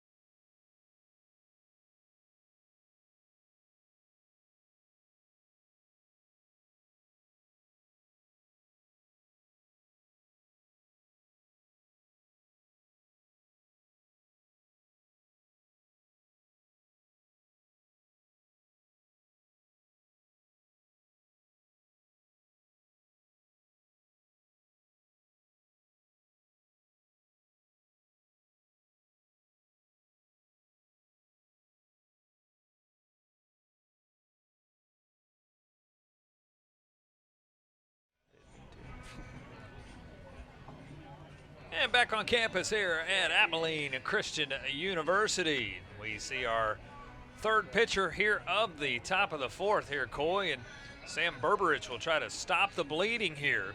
TCU had 4 runs in the inning, but 6 free passes courtesy of ACU pitching. Berberich will try to come in and get the Wildcats out of this top of the fourth. Yeah, bringing in Berberich, this guy is not exactly seen a lot of baseball this season, just 3 1/3 innings, 16.2 ERA. Guy's batting .750 with runners on base against him and batting .667 with 2 out. Chance to redeem those numbers a little bit, but definitely not the situation he wants to come out into. Bases loaded, 2 outs here in what has been a massive inning for TCU with a bunch of walks and a bunch of runners now. This is the 7th appearance for the junior right-hander Berberich. His last outing was March 26th, out against Sacramento State. Comes in again in a tough spot. 4 are in the inning. The bases are loaded here for the Horned Frogs. Curtis Byrne, who started the inning with a single, the only hit for the Horned Frogs in the inning. First pitch from Berberich is in for a strike. What a pitch to start off with. A lot of movement down the gut on that one and get you an early strike. 4 runs on 1 hit in the inning, 6 walks by Wildcat pitching here in the 4th. Through the 0-1, this one ripped left side. Look out down that third base line. As Richardson, the runner at third, had to get out of the way of that one. And also TJ Bruce, the third base coach tonight for TCU. His first time all season long as the third base coach. Welcome to the action there, Coach Bruce. 0-2 here, Berberich to Byrne.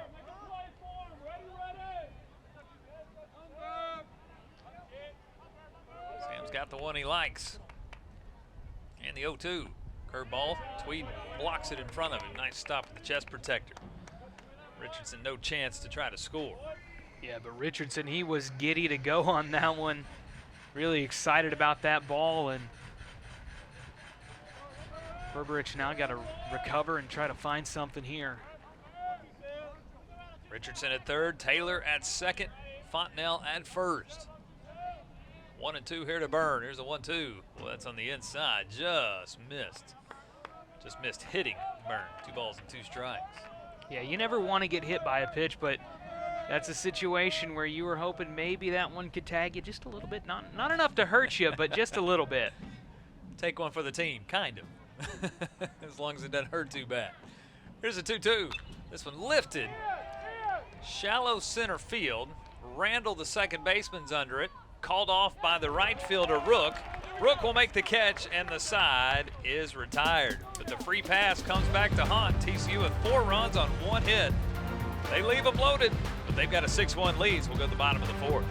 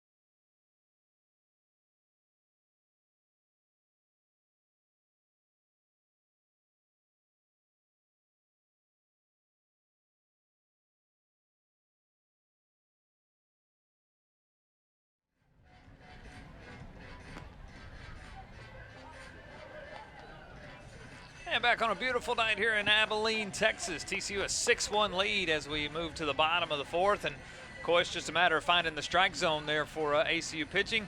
They were unable to do it. Braden Sloan's been pretty good here for the Horned Frogs, too. Yeah, Coach Sarlos came out earlier, talked to him back in, what was that, the first inning, and really he's changed as a pitcher since then. That shows what a coach, what a manager's for. A lot of people say, well, baseball team can manage themselves. No, you need that guy that can talk to you. And here in this situation, you've got a pitcher out there who had a rough start to it, and now look at him here. He's got a good situation, healthy lead, and a good chance to have him a good game and go home happy. So 6-1 the lead now. 4 runs in the inning for TCU on just 1 hit, 6 walks by ACU pitching. Sloan thus far tonight, 43 pitches, 1 run on 2 hits. First pitch here, a little lazy fly, left side, on a bounce by Logan Britt, foul ball. Toughest job now for ACU's offense. How do you respond to a situation like that? That's not going to happen to you. You're not going to force that many walks in this situation. You're not going to get on base as much as you want to, and it's going to be difficult to see what happens. The 0-1 outside, 1 ball, 1 strike. It's Britt, Tatro, and Tweed. Second time through here against Sloan. Britt, the RBI triple back in the first. ACU's lone run thus far. 2-1 outside, 3 balls and 1 strike. Britt having himself a season, 339, 42 hits now with his team-leading 4th triple. His first time up. He'll foul this one out of play. Britt on the weekend versus Sam Houston, a 364 average. Had a home run in that weekend series versus the Bearcats. Here's a pitch, ground ball, third base side. It will stay in fair territory. Taylor will make the throw across in time. Bang, bang play, 5-3 on the putout. On a high chop that Taylor plays right on the line. Good strong throw across the diamond, gets Britt by a step. Yeah, we talked about Taylor and the MLB looking at him. This is a guy who, you know, it's not just about the bat, it's about the arm, and Logan Britt's got some wheels under him, but Braden Taylor, good pick on that ball and a clean throw onto Fontenelle at first, gets the early out for TCU. That's now 8 in a row retired here by Sloan. There's Grayson Tatro, who walked his first time up, was retired on a double play by Tanner Tweed. And the Wildcats have not had a base runner since that first inning. An off-speed pitch in for a strike. 1 ball and 1 strike. The Wildcats, you look at their last 5 games, they've scored 27 runs in their last 5 games. But majority of it in the first 3 innings. 21 of their 27 runs were scored in the first 3 innings. Innings 4 through 9, just 6 runs scored in the last 5 games. So very top heavy as far as offense. They've got some work to do here down 5. 2 ones in, 2 balls and 2 strikes. Yeah, ACU this year, they've played a game that's very similar to what we've seen from them in the past. You know, it's in your nose, it's up the gut, and it's just raw baseball, and it's a situation where they come out early and see a strikeout there and score. Yeah, Sloan's first strikeout of the night. Tatro swings through a fastball. Good looking pitch by Sloan. Hey, let's go field side. Let's visit with Joseph Chapa. Joseph?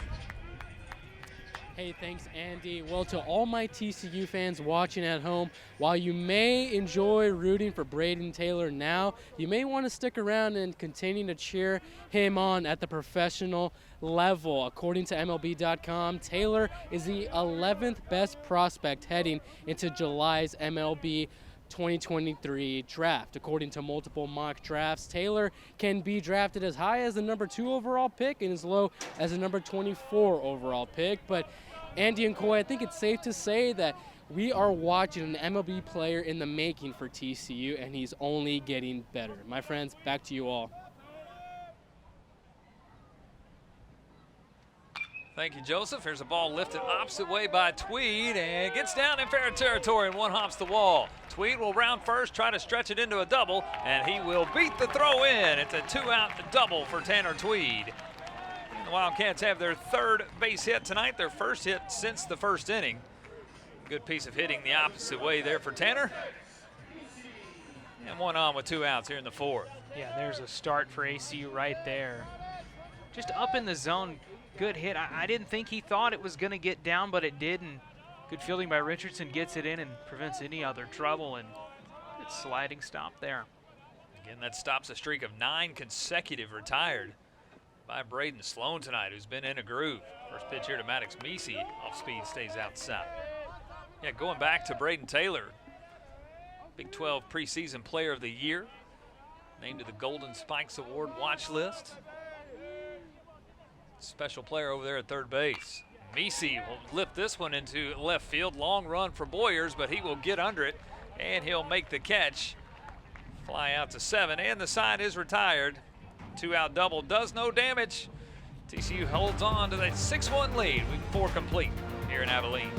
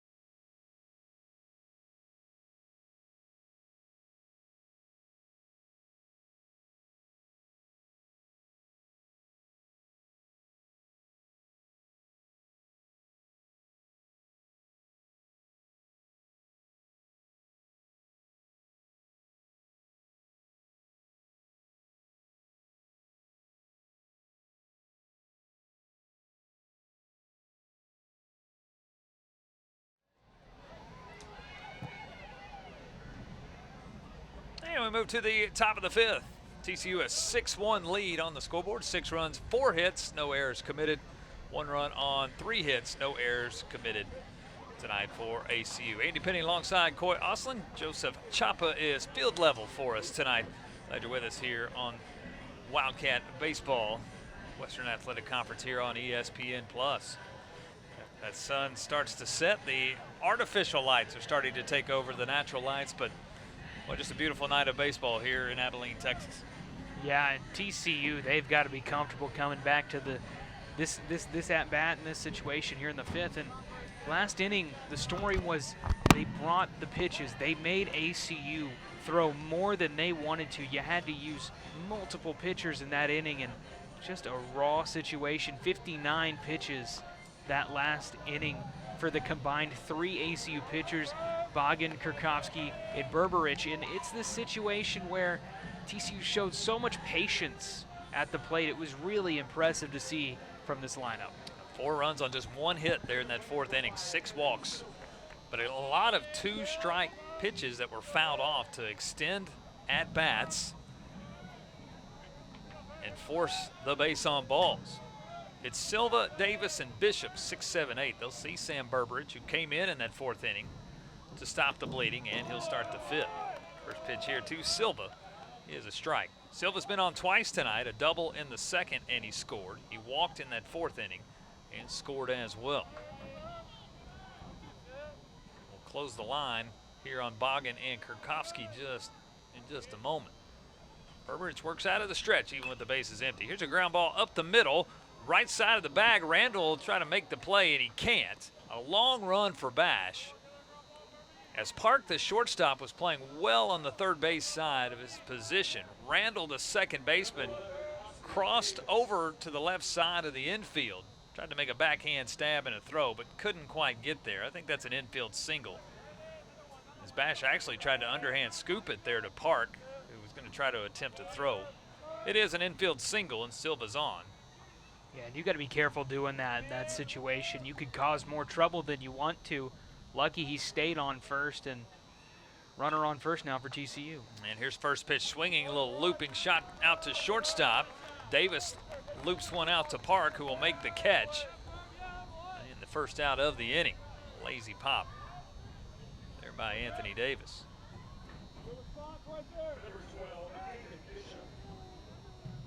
With Silva's single, it is the 4th consecutive inning that TCU's had the leadoff man on. And all 3 times that leadoff man has come around to score. 1 on 1 out, here's David Bishop. RBI ground out the 2nd, walked and scored in the 4th. First pitch from Berberich is a strike. Close the line on Drake Bogan tonight, 1/3 of an inning. 4 runs, all earned on 1 hit. 3 walks and a strikeout, 33 pitches for Bogan.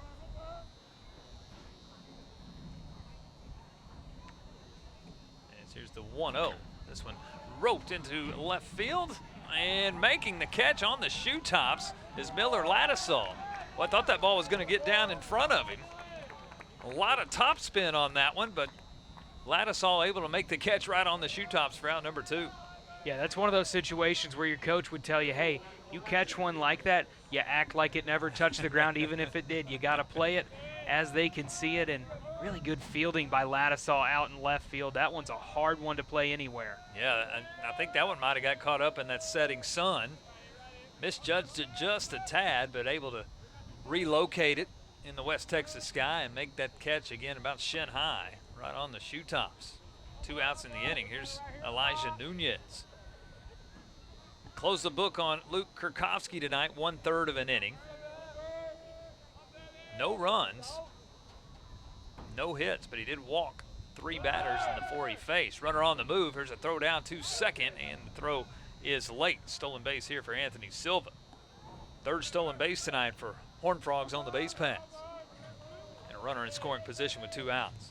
Fun stat to add here to Kurkowski's final line there. He dropped his hat 13 times throwing those pitches. Yeah.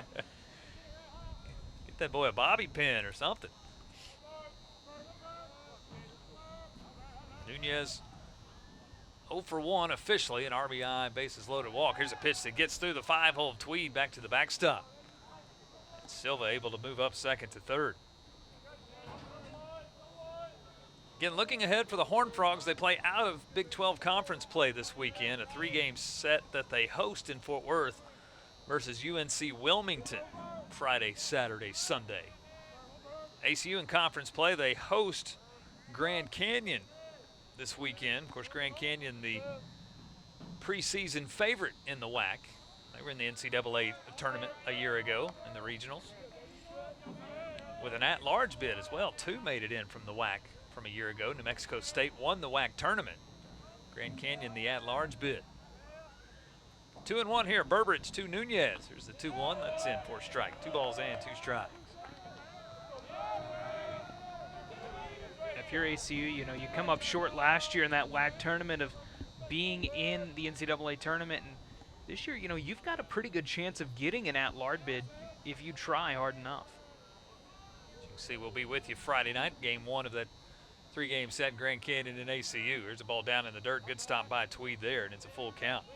Top of the lineup, Luke Boyers waits on deck if the inning continues.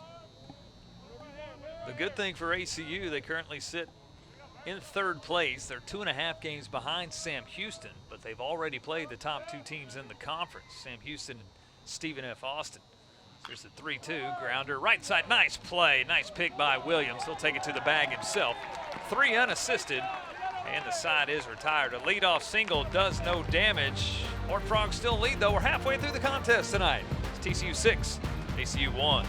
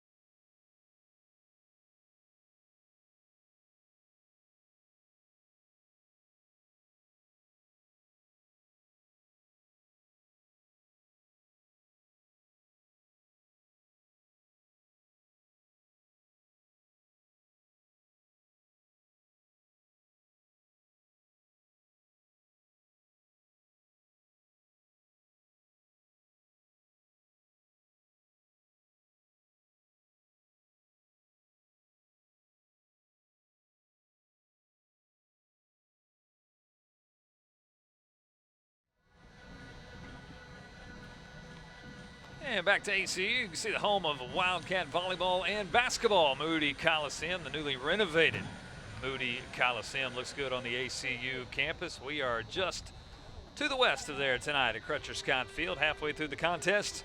The visiting team, the Horned Frogs, a 6-1 lead as we move to the bottom of the 5th. 6 runs, 5 hits, no errors thus far for TCU. 1 run, 3 hits, no errors for ACU. The Wildcat Bats have been quiet tonight. That's courtesy of the left-hander on the mound. Braden Sloan, the freshman, he's been dealing tonight. Yeah, and that's a tough situation to look at a guy and say, hey, go out and face this roster, and he has been up for the task. It should have been a shock to no one. He was a top pitcher in high school in California.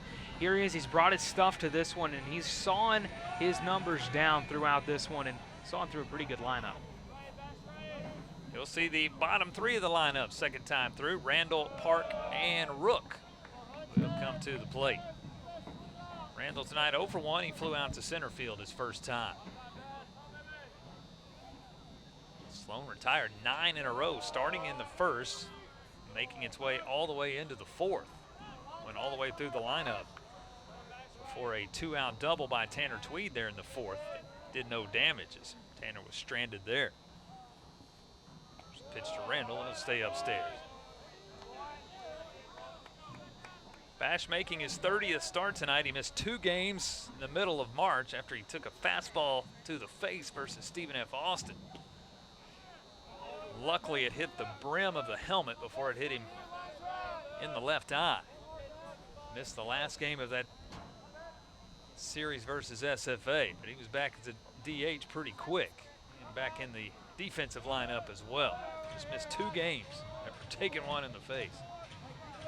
Yeah, and for Coach McCarty, that's a tough situation to lose a guy like Bash Randall, who bats really well out of this leadoff position, batting .417, and lift this one into left center field, and that's down for a base hit. Big turn at first. Bash thought about 2. Nice job by Boyers in left, though, to get it back in. But it is a leadoff single here for the Wildcats, and Bash Randall hit number 4 on the night. Good piece of hitting there by Bash. yeah, down in the zone, kind of where he wants it, found his groove and chipped it in there, and boy, he came to a stuttering stop around first. We could probably hear the footprints if we wanted to, but he got a good hit there and a good way to start the inning for ACU. 28th hit of the year for the junior out of Rockwall. Another fun dynamic with this matchup. So many Metroplex players on both of these teams. Probably some relationships that go back to high school and summer ball days. Here's a ball lifted by Park. It'll stay fair. Down the left field line. Randall around third. He's going to come in, and there will be no throw to the plate. Crew Park, an RBI double. Back-to-back hits for the Wildcats, and they've chipped into the lead. It's 6-2 TCU here at bottom of the 5th. Crew Park, he saw a good one from Bash Randall. Stepped up and said, I want one too, Andy. He wanted another one. He lanced it out into left field, and that was a trouble play from the moment it left the bat. Good job by Boyers, though, preventing any other trouble. You got a stand-up double, a run scores, and you've only seen a few pitches this inning, so a good situation for ACU. They've come out swinging. I think that ball hit right on the chalk, right on the white line down that left field line. Randall was moving on the pitch and scored easily, scored standing up. Now still runner at second, nobody out. Here's Holden Rook. Rook 0 for 1 tonight. He flew out to center field. First time we've seen a little bit of exhaustion. Is that the right word? Here for Sloan. There's a ball lifted, right side.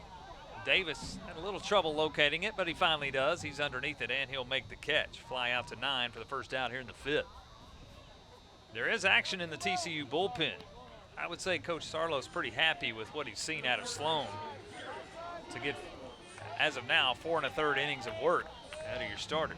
You know, there's anyone out there right now, it's Sloan who can show a bit of exhaustion. You know, he's thrown 67 pitches this game, furthest he's gone this season, and he's not exactly facing a Little League team right now. A good situation for him and a good start. There's top of the lineup, Garrett Williams. We'll see an off-speed pitch for a strike. Williams tonight 0 for 2, 2 flyouts to right field. Leading batting average coming in tonight, 373. 4 Wildcats are 300 plus in the batting average. Team batting average right at 300. There's a ball roped into left field. It'll get through for a base hit. Park had to hold up and make sure that ball got through before he was on the move, but he will move up to third base. Third hit of the inning here for the Wildcat Bats. Runners on the corners with 1 out. And the heart of the lineup making its way to the plate, starting with Miller Ladisson. This is going to be a tough situation there, and a good piece of hitting through the gap, and on that left side of the infield, and we're going to see a conversation here. As here comes Coach Kirk Sarlos, and that might be it for Braden Sloan tonight. And again, I think Coach Sarlos got everything he wanted out of his freshman left-hander tonight. He got 4 1/3 innings of work. Still haven't seen the official call to the bullpen. And there it is. Coach Sarlos will go to the pen for the first time tonight. Wildcats with 1 run on 3 hits already in the inning. And they will try to continue to extend that and get back in this thing. We'll tell you about the new Horned Frog pitcher after this timeout. 6-2 Horned Frog lead in the bottom of the 5th.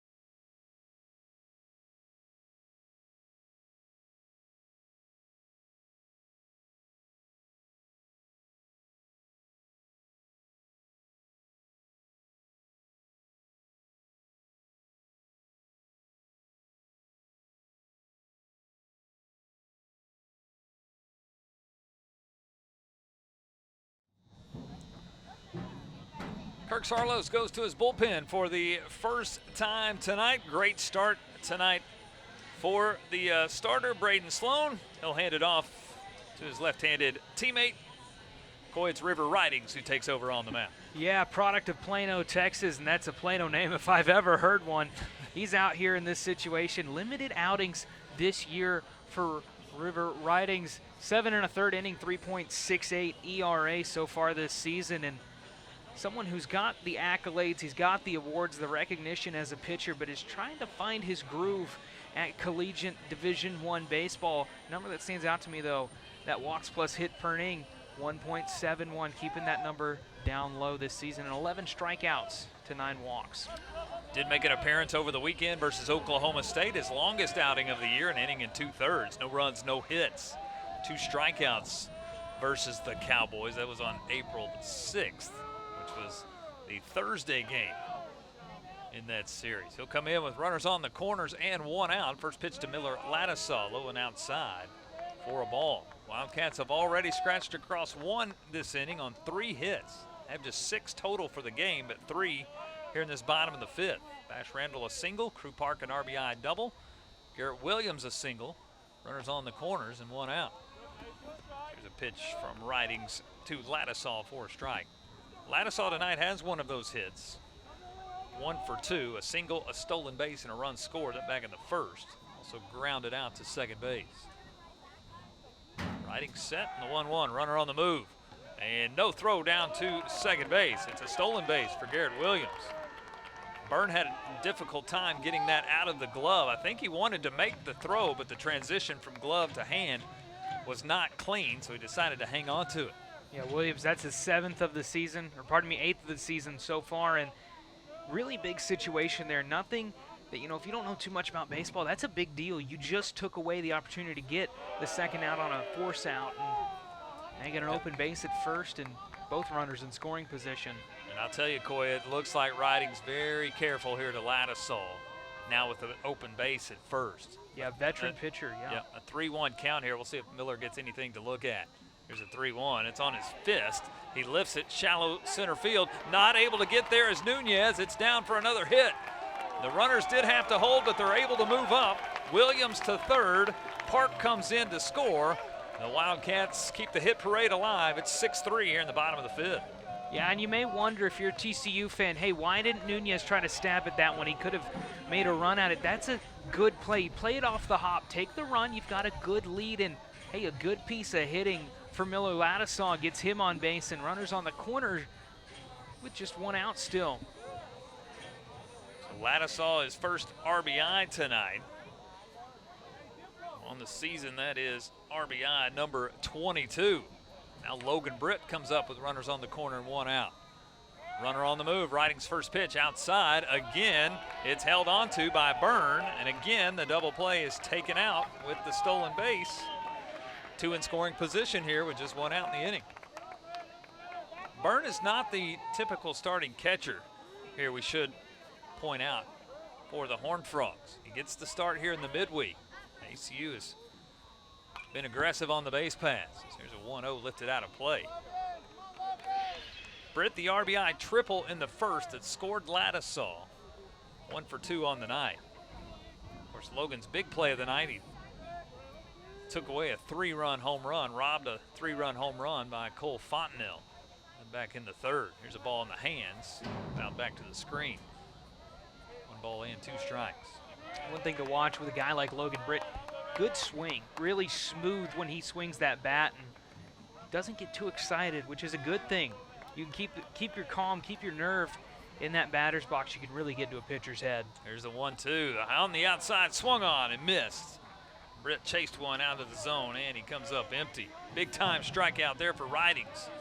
First strikeout of the night and a big second out here in this bottom of the 5th.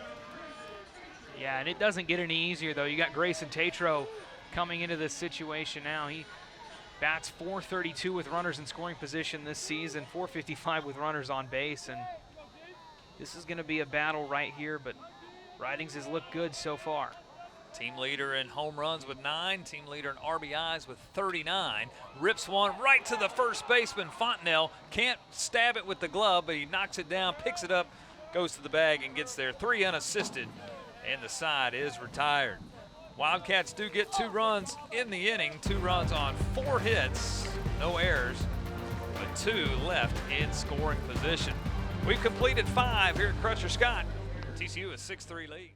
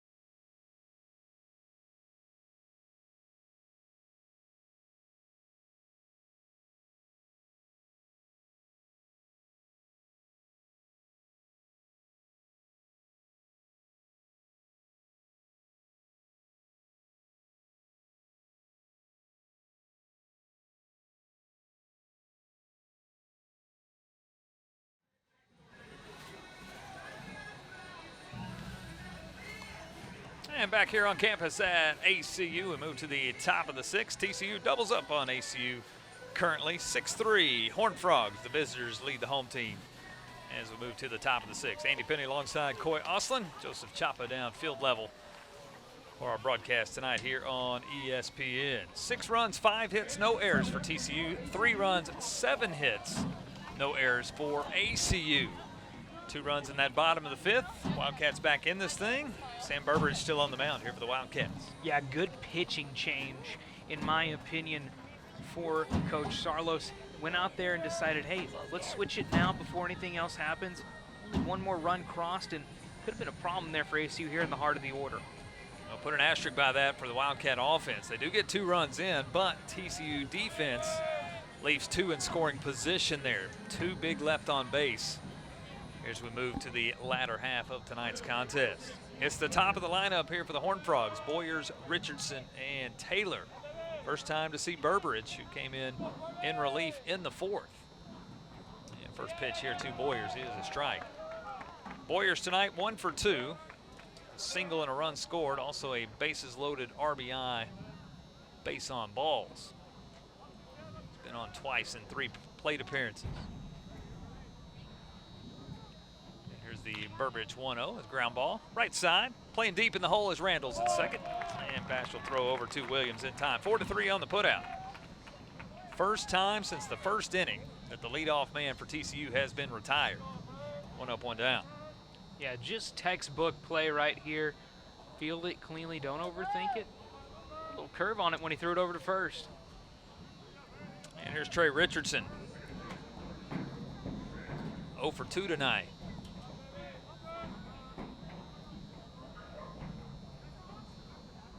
Burbridge again still works out of the stretch. And first offering. Good looking pitch for a strike. We can close the line on the starter tonight for TCU, Braden Sloan. Great outing tonight for the left-handed freshman. 4 1/3 innings of work, 3 runs, all earned on 6 hits. 1 walk, 1 strikeout, 69 total pitches. Off-speed pitch swung on and missed. It's 0-2 to Trey Richardson. Yeah, for Sloan, good to see a start for a guy like that, young in his career, someone to look forward towards the future, especially at a school like TCU. Set himself up in line for the win tonight. Came in with a 2-2 record. Here's a ball just missed, off-speed pitch. 1 ball and 2 strikes. Burbridge trying to keep the TCU bats quiet here, allow the Wildcats to get back down by just 3 going to the bottom of the 6th. There's the 1-2 to Richardson. Chopper, right side again, long run. Williams a dive. He'll throw to Burbridge, covering, can't make the catch. It gets to the first base dugout. Rounding first, making his way to second is Richardson. We'll see the official score there. It was going to be a bang-bang play at first. Williams at first, he moves 25, 30 feet to his right. Really played that in the second base hole. But Randall, the second baseman, was playing up the middle. Williams, a great backhanded dive. Burbridge trying to cover. And I think the throw was just out in front of Burbridge. Yeah, don't beat yourself up in that situation if you're Williams. Just a tough throw to make. You already made the play. But, hey, it's all good. Not too much damage on that one. And close the book and turn on, you know. Still waiting on the official score. I believe they've given it a hit. No, I'm still waiting on the official scores. Here's the first pitch swinging, lifting into left center field. Britt is underneath it. Taylor gave it a ride, but Britt's able to make the catch. Long throw to third, almost in time. Tagging is Richardson. Tag put on by Meese, but Richardson is safe. Fly out to 8. What a gun by Britt in the right center field gap.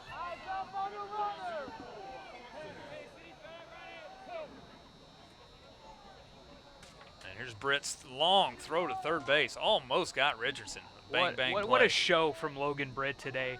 Offensively and defensively, good fielding at third by Meese, but just came up a bit short. You know, you wonder those situations how that play would happen. So Richardson now at third. 2 outs in the inning. Here's Cole Fontenelle. 1 for 2 tonight, a single and a walk. Here's a pitch, nice block by Tweed. Let's take a look inside the ACU TV studios. All of those punching the buttons, doing the production director's work here of ACU WAC Baseball here on ESPN+. What a great job by ACU TV and company. They have given Richardson an error on the play. It was an E3 by Williams. In a long run, a diving backhanded stop, but the throw to Burbridge covering was off the mark, so E3. Richardson now at third. Here's another pitch here to Fontenelle. It's in for a strike. 1 ball and 1 strike. Yeah, only 19 pitches from Sam Burbridge so far. Pretty good numbers from him, keeping a good pace. Obviously, ACU got in a tough situation back in the 4th inning, and he's come out strong. There's a 1-1. That's on the inside, and it hits Fontenelle. Hit by a pitch. Put runners on the corners here with 2 outs. Just a fastball that gets away. And Fontenelle is second free pass tonight. Take it in the soft spot there, Cole. Nicely done. Drop your bat and move on. You've done your job. Good ball player right there. I expect to see him moving on this, trying to take away that force option. And Curtis Byrne, tonight's catcher, 1 for 3. Single and a run score. That was in the 4-run 4th inning. TCU had 4 runs in the 4th. They did it with 1 hit and 6 walks by ACU pitching. Byrne had the single hit in the inning. And runners on the corner here with 2 out. And Here's the offering from Burbridge, and it's in for a strike. Byrne was the first batter that Burbridge faced when he came in the fourth as the Horned Frogs hit around. Byrne came up for a second time there in the fourth. It was the first batter again that Sam faced in that bottom of the fourth inning. There's the runner on the move. Nope, faked the steal, went back to first. Pitch on the outside, 1 ball and 1 strike. ACU scored 1 in the first. TCU then single runs in the second and the third, 4 in the fourth. They led 6-1 at that point. ACU with 2 in the bottom of the fifth to get back to 6-3. Where we are here in the top of the sixth. And a 1-1 count. Here's a ball lifted into right field. Long run. Rook to the warning track. Turns the hips, makes the catch right up against the wall, and the side is retired. 2 base runners with 2 outs do no damage. It's 6-3. We'll move to the bottom of the sixth.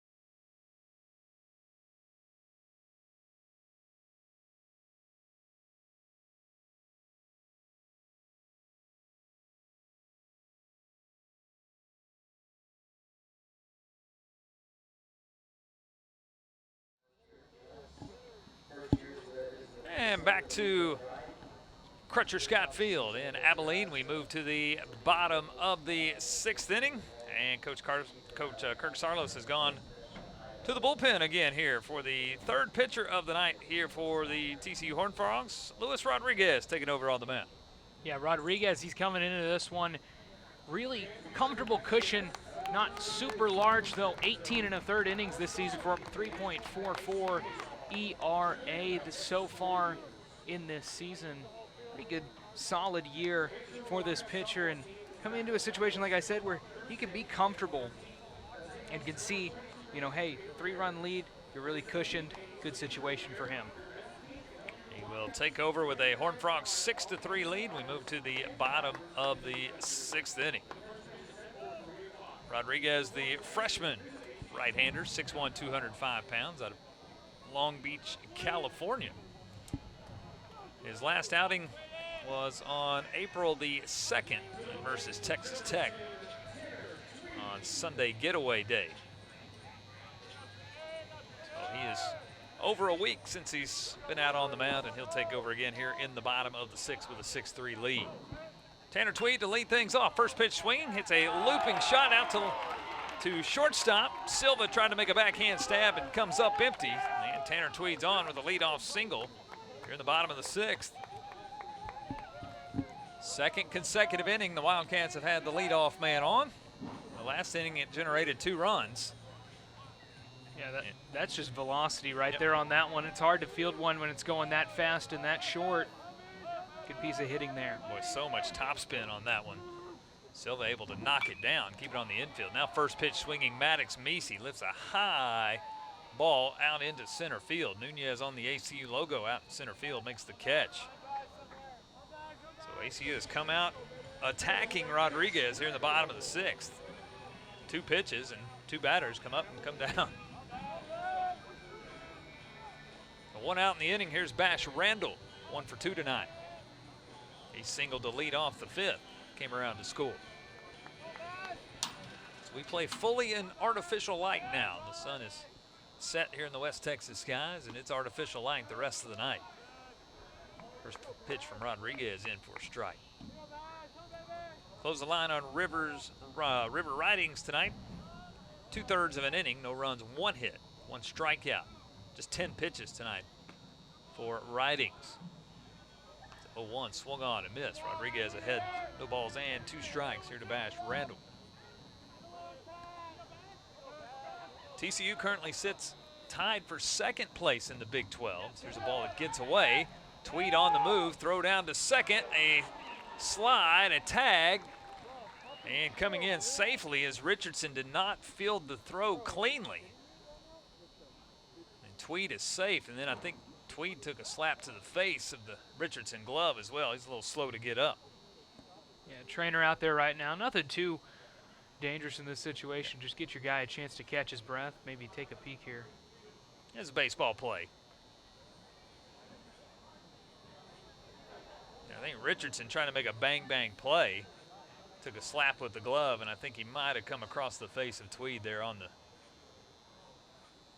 tag attempt. Rick McCarty will come out and take a look as well. Yeah, again, talking TCU, currently tied for 2nd in the Big 12. Texas on top at 6-3. Oklahoma State and TCU tied at 7-5. They've already played 4 series in the league, where Texas has just played 3. So you see Tweed's okay. He pops back up. Actually checking the left arm. I think he's got a big scratch on his left arm. Good thing for the Horned Frogs is they already have Oklahoma State in the rearview mirror. Again, play out of conference this weekend. Chance to kind of reset for the stretch run here in the latter part of April into May. Another pitch to Randall, and lift this one right side, long run, foul territory. Giving chase is Davis, but it's off the roof of the indoor facility here at ACU. One ball and 2 strikes. And a bit more on TCU. I mean, you know, you're looking at them 20-12 right now. They've had a slow start to the season, you could say, for a program of this quality, but now they're finding themselves in the polls. 32nd in the RPI this season, 25th in the D1 baseball poll. They found themselves 17th in the CBN poll and having a pretty good season so far for them. So here's a curveball into Randall for strike 3. And Bash will go down on strikes. First strikeout tonight for Rodriguez. 2 outs now here in the bottom of the 6th. And TCU preseason picked to win the Big 12. That's not the easiest of conferences, the Big 12 conference. So Sarlos and company picked to win that. Still plenty of baseball to go. Here's first pitch to Crew Park. Curveball in for a strike. ACU was preseason picked 4th in the WAC. Currently sitting 2nd. Here's a line shot into left field, a base hit. Rounding 3rd, coming in is Tweed. The throw coming to the plate. It's off the line. Tweed is safe. It's an RBI single for Crew Park. He moves up to 2nd on the throw home. The Wildcats 1 run closer here at 6-4 in the bottom of the 6th. Yeah, don't close the book on ACU. Tough fielding play at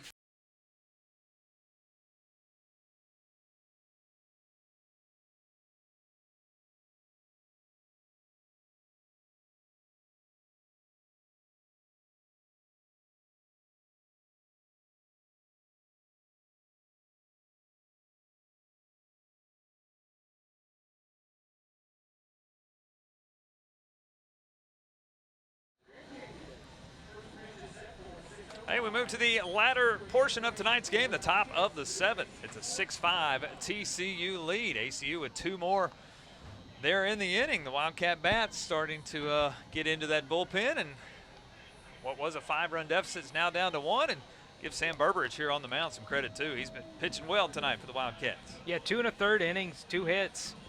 Not a lot of action. 24 pitches is what stands out to me for him. He is being really efficient when he's pitching, and hey, he's in a good situation now, and he's got to keep it coming, and hey, he's done a good job to do that so far.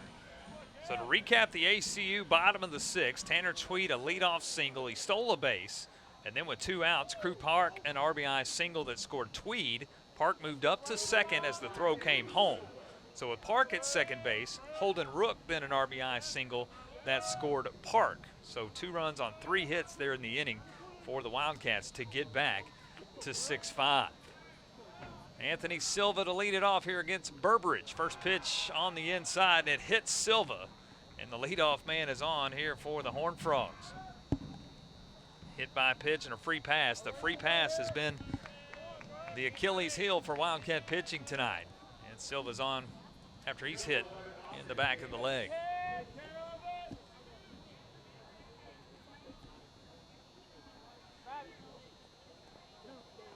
for TCU tonight,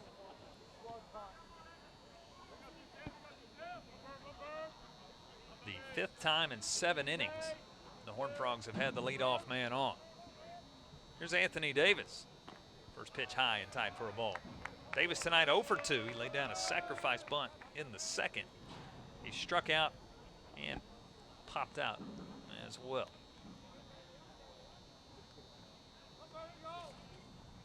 Misi at 3rd, anticipating a bunt attempt here. Haven't seen it yet. Here's a ball fouled at the plate. 1 ball and 1 strike.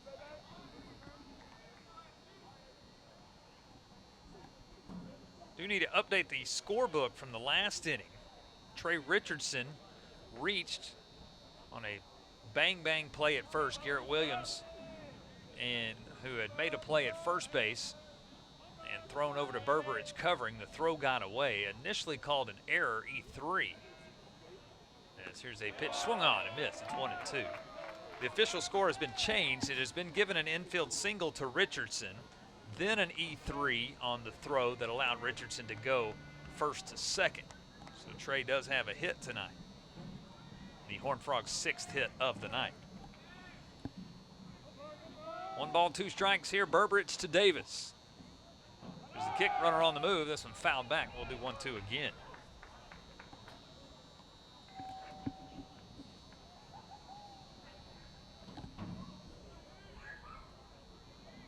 TCU this year is 16-2, and they lead after 6 innings.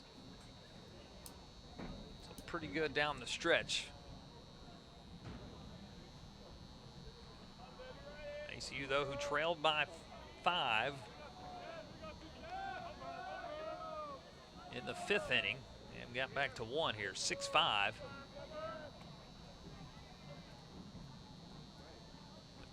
Two in the 5th, 2 more in the 6th. There's a 1-2 again. That stays on the inside. 2 balls and 2 strikes. A little bit of activity in the ACU bullpen, but nothing too aggressive. Berberich pitch count is still down, and he's been effective since he came in the 4th. Yeah, 25 pitches in 2 1/3 innings. That's a little over 10 pitches an inning. Nothing to complain about there. Well, that's perfect this day and age. Here's a high chop. It'll go foul, 3rd base side. It means he'll play it in foul territory. Yeah, this day and age, when you don't see many complete games because of pitch count, not that we'll see a complete game here, but yeah, 25 pitches in 2 1/3 is something impressive here for Berberich. He's been attacking the strike zone tonight. TCU bats have been aggressive. Horned Frogs have just, when they've put it into play, they've hit it right at ACU defense. 2 balls and 2 strikes here to Davis. And the 2-2. This one chopper up the middle, could be 2. Randall at second base will make the play. Step on the second base bag, throw over to first, not in time. Again, another high chop that Davis with good speed's able to beat out. It is a fielder's choice as the lead runner Silva is out at second. Well, if that ball doesn't bounce 25 feet in the air, Randall might have a chance to turn 2. But there you see the good speed by Davis down the line to stay out of the double play. Yeah, Austin Davis got some wheels under him. Take Silva off the base, though. He's had a pretty good season on the base path. So good trade-off, you could say right there. You get the out, you get the speed from going to second. There's David Bishop, runner on the move, first pitch, fouled out of play again, right side. Hit and run was on. Bishop fouls it off. Bishop tonight, the starting DH, officially 1 for 2. Check that, 0 for 2 with an RBI. RBI ground out, walked and scored in that 4-run 4th, lined out to left in the 5th. Shoe top grab now by Miller Ladisaw in left field. A sinking line drive in a hurry. Davis back to first, no balls and 1 strike here to Bishop.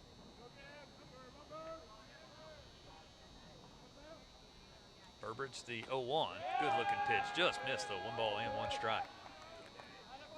In this the 2nd time these two teams have played this year. TCU won 7-0 3 weeks ago in Fort Worth. This is the return trip here to Abilene, and the last time these two teams will play. Last year they did the same, a home-and-home series. The visiting team winning both times last year. So there's a throw over to first. ACU won in Abilene last year. Or check that, TCU won in Abilene last year. ACU won in Fort Worth last year. The visiting teams won the split series last year.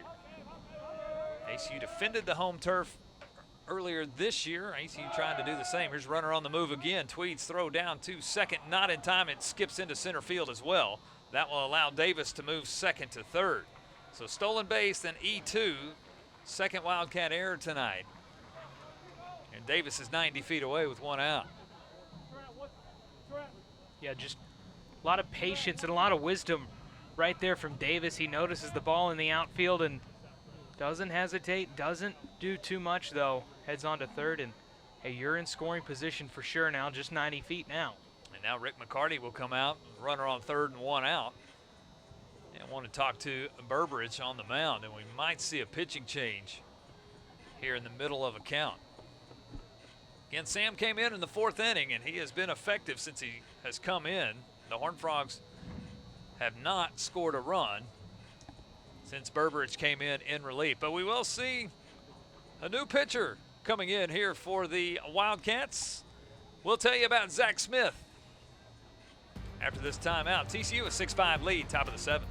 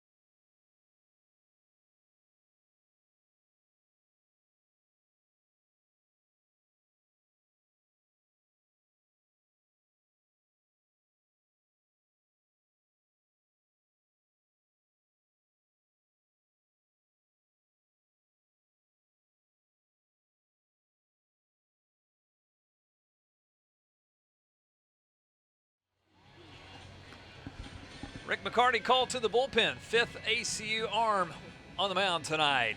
One out in the top of the seventh, a one-run game, and Coach McCarty's going to go to his veteran here. The right-hander, Zach Smith, will take over on the mound. Yeah, Zach Smith, he's a veteran, all right. He's been here quiet a while, but hey, you got to have those pillars on your team. The Abilene guy is here on the mound in Abilene facing TCU. 4.40 ERA. A 1.64 whip. Runners getting 3.08 batting average against him with runners on base. Someone who can get on this mound and do stuff. He kind of varies when he gets up there, but hopefully a good outing from him here for Coach McCarty. Maybe made the right chess move and good stuff all around for him. The only guy on the roster who has been here longer than Rick McCarty, who's in his fifth season as the ACU manager. This is year number 6 for Zach. A redshirt year, an injury year, a COVID year, you name them all.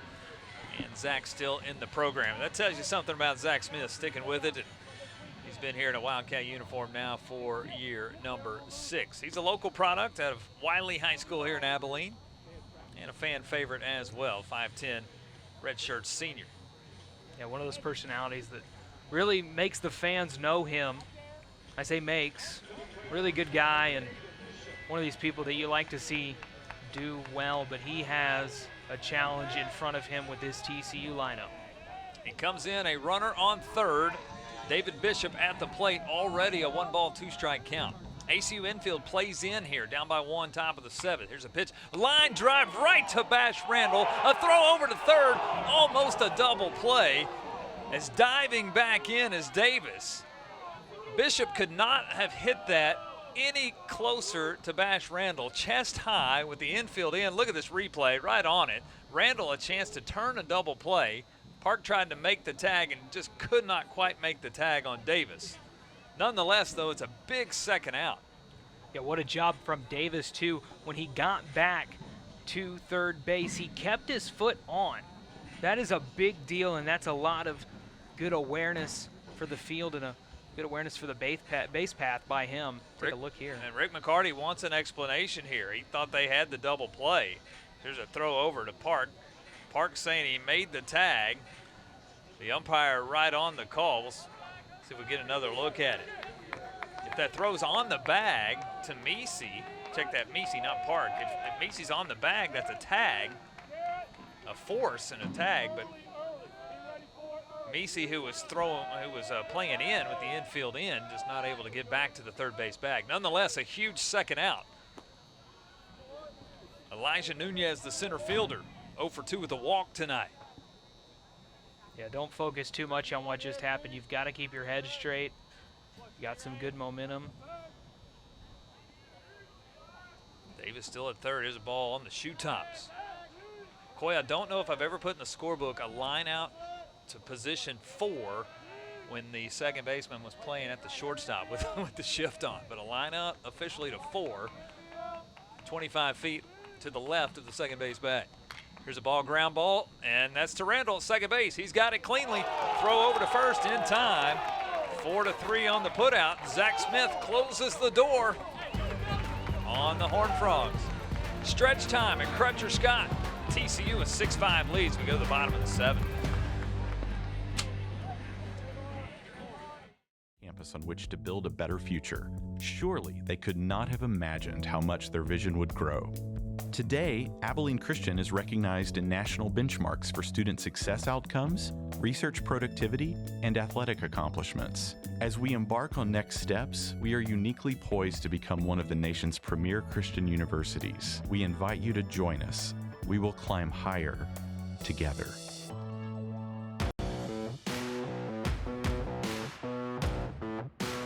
As a proud Texan, I want my family to have the best future possible, and that mission is also a part of the business I founded. At OSO, we strive to make a positive, impactful difference in the lives of our employees as well as our customers. Specifically, we want to love our neighbor as ourselves, and those values were shaped when I got my MBA from ACU. Accelerate your career online at acu.edu. Stretch time here. Crutcher Scott, 6-5 ball game. Perfect midweek game. Exactly what both teams won in a midweek. And we move to the latter innings. TCU a 6-5 lead. Andy Penny, Coy Oslin, Joseph Chapa, field level tonight for our broadcast. Glad you're with us. Whack baseball here on ESPN. Zach Smith does a job in the top of the 7th. ACU bats coming up down by 1. Luis Rodriguez will try to continue to do his thing on the mound here for the Horned Frogs. We'll start with Logan Britt. It's Britt, Tatro, and Tweed, 3, 4, and 5. 6 runs, 6 hits tonight for the Horned Frogs. 5 runs, 10 hits for the Wildcats. Logan Britt lifts this one out of play. Out in front of an off-speed pitch, fouls it off. Yeah, Rodriguez right now, 22 pitches, well now 23, 24, but he's in this situation where he's making pretty good pace right now, obviously for a reliever, but late in this one, you don't want to risk it, leave an arm out there too long. 2-2 count here to Logan Britt, an RBI triple in the first. And foul this one off right side. RBI triple in the first, 1 for 3 tonight. A ground out and a strikeout as well. It's time called here. Great job by Sam Burbridge tonight in relief. Officially closed the line on the right-hander who came in as ACU pitching was all sorts of bleeding there in the 4th inning. So here's Britt, ground ball left side. That'll go foul as well. We'll do 2-2 again. 4 runs in the 4th inning for TCU on 6 ACU walks. Burbridge came in and did a job. 2 2/3 innings. No runs on 2 hits. 32 pitches to get through 2 2/3 innings. Efficient night tonight for Sam Burbridge. Yeah, you got to be really happy if you're Sam Burbridge. He came out here, played a good game, as you said, 2 2/3. He got some distance, but he also didn't wear his arm out too much, and that's a big deal, especially as we've said over and over again, not to be a broken record going into what is debatably the biggest weekend for ACU against Grand Canyon. Here's the 2-2, Rodriguez to Britt. That'll stay outside. And it's a full count here. Zach Smith came in, shut the door there in the top of the 7th. Now Britt, payoff pitch, swung on and missed. Logan's down on strikes. Pitch down in the zone. Logan had to protect. Good pitch there for Rodriguez. Off-speed pitch. Yeah, that was just nice and low. Really hard pitch to hit, even if you're an exemplary hitter like Logan Britt. Sorry, lost my words there, but really good hitter and good pitch all around there. There's Grayson Tatro tonight, 0 for 2. He walked in the first. Struck out, grounded out. First pitch from Rodriguez, outside for a ball. ACU scored first tonight, a single run in the bottom of the first. TCU then 6 unanswered, 1 in the second, 1 in the third, 4 in the fourth. That's 6-1 going to the 5th. ACU with 2 in the 5th, 2 more in the 6th to get back here to 6-5 in the 7th. Rodriguez into the wind, the 1-1. It's a strike, good looking pitch on the outside. 1 ball and 2 strikes.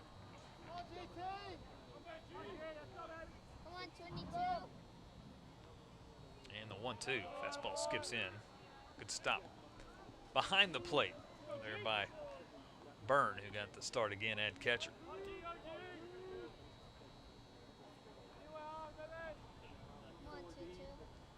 And the 2-2 skips in as well. Full count. Here to Grayson Tatros. Tanner Tweed waits on deck. Yeah, Rodriguez, he's looking low on those pitches and can't seem to get it. Maybe try a different zone here and see what he does. There's the payoff pitch, catches the outside corner. Boy, Tatro thought it was ball 4. Umpire says otherwise, and it's back-to-back strikeouts here for Luis Rodriguez in the bottom of the 7th. Yeah, you watch this pitch right here. You know, you maybe say where Tatro's standing, that might not be a strike, but if you look down at the lines, that is clearly right there on the line. You could call it either way, and doesn't fall the way for Tatro. Now Rodriguez hit a spot. Byrne framed it up nicely. 2 up, 2 down on back-to-back Ks. Here's Tanner Tweed. Tanner tonight 2 for 3. You get another look and you get the reaction there from Tatro. He wasn't a big fan of it, but good call, good pitch there on the outside. Tweed again 2 for 3 tonight, a double and a single. Stolen base and a run scored. Heading the count here, 2 balls and 1 strike.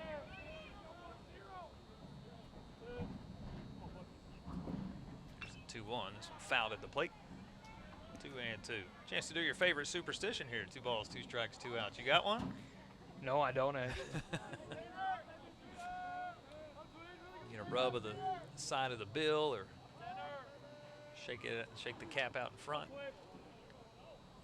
Here's the 2-2. Off-speed pitch lifted out of play, right side. We'll do 2-2 again. Tweed got under that one. That was a high foul ball. He's got what he wants. He wants to get under it. That's what he's shown in this at bat. And drive the ball. Hasn't found his pitch yet, though. I think there's 1 or 2 he wished he could have back. Now here's a pitch that hits Tanner. Tanner will make his way down. The hit by pitch. 3rd time he's been on in 4 plate appearances tonight. Late in a game like this is a hard one to take. He saw it coming.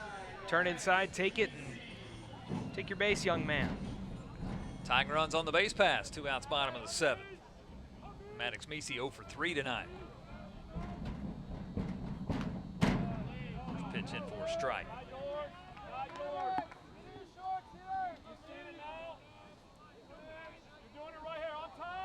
Maddox again has a flair for the heroics this year. 3 walk-off hits. Strikeouts quickly 0-2. Walk-off single versus Oklahoma. Walk-off grand slam versus Southeast Missouri. Walk-off single versus Texas A&M Corpus Christi. Here's the 0-2. Fastball just missed. It's 1-2. Good patience here from Meese. Didn't like that pitch before that one. Comes back in and catches his breath, takes another one, working his way back into the count. Rodriguez set. Here's the 1-2. Curveball swung on and missed. Rodriguez strikes out the side in the 7th. And the side is retired. We'll move to the 8th. TCU hanging on to that one-run lead. 6-5, 2 innings to go.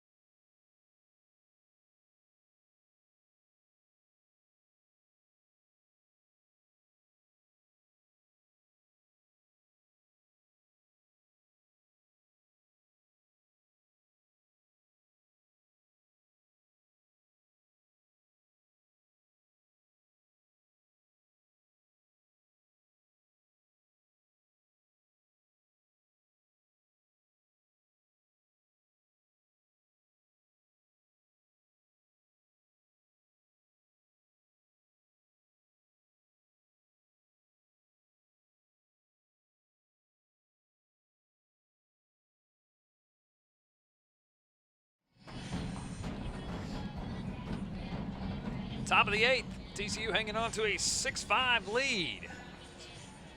Zach Smith still on the mound here for ACU. He came in the bottom of the 7th in a little bit of a jam. Runner on third, just 1 out, and able to keep TCU off the board. We'll take over here in the top of the 8th as well. Yeah, quick work. Faced 2 batters, 4 pitches. But it looks good. You got 2/3 of an inning on your stat sheet there. And hey, I'll take it if I'm Zach Smith. And boy, he's going to get the top of this lineup. You can see Luke Boyers there. It's Boyers, Richardson, and Taylor to come through. 1, 2, and 3 for their 5th at-bats of the night. 6 runs, 6 hits, no errors tonight for the Horned Frogs. 5 runs, 10 hits, 2 errors committed by the Wildcats.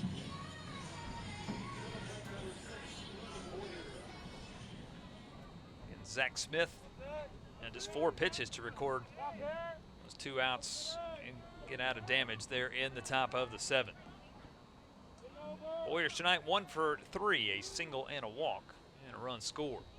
Also an RBI on a bases loaded walk. Wildcats will play the shift here. First pitch lifted deep right side. Giving chase is Rook, and if it stays fair, it's gone, and it is. It's a solo home run to lead off the top of the 8th for Luke Boyers. Turned on one, and it left the yard in a hurry. Insurance run here in the top of the 8th. It's 7-5 Horned Frogs. Yeah, Boyers, he saw every ounce of that pitch. I think he probably think that one's probably still going somewhere. Got under it and just drove it to right field. And that right field side, that feels like to be the most comfortable place to hit a home run in this park and get you that support run here late in this game. For Boyers, that's home run number 6, RBI number 19 on the year. As a team, it's Horned Frog home run number 45. And now in 33 games, the Horned Frogs have hit a home run in 27 of their 33 games. In the 7-5 lead, here's a ground ball left side, foul. Here by Trey Richardson. That was a no-doubter. Rook gave a look, and my first initial thought when holding Rook in right field was looking at it was going to tail foul. But then I realized it was about 30 feet gone over the right field wall at 334. 1-1 the count here to Richardson. In the 1-1, curveball in for a strike. If you're Zach Smith, you just got to recover in this situation. Nothing you can do now but put that behind you, come in here, and he's already done a good job of that with the 1-2 count here to Richardson. Here's a 1-2, another curveball. This one lifted out of play. Great story about Zach. Last summer, the summer of 2022, Zach played a little summer ball on the East Coast with the Savannah Bananas, who have become a viral sensation. He said it was the most fun he's ever had playing baseball. There's a swing and a miss. Richardson down on strikes for out number 1. I bet that was pretty fun for him too right there, getting a strikeout. Yeah, good looking pitch on a fastball.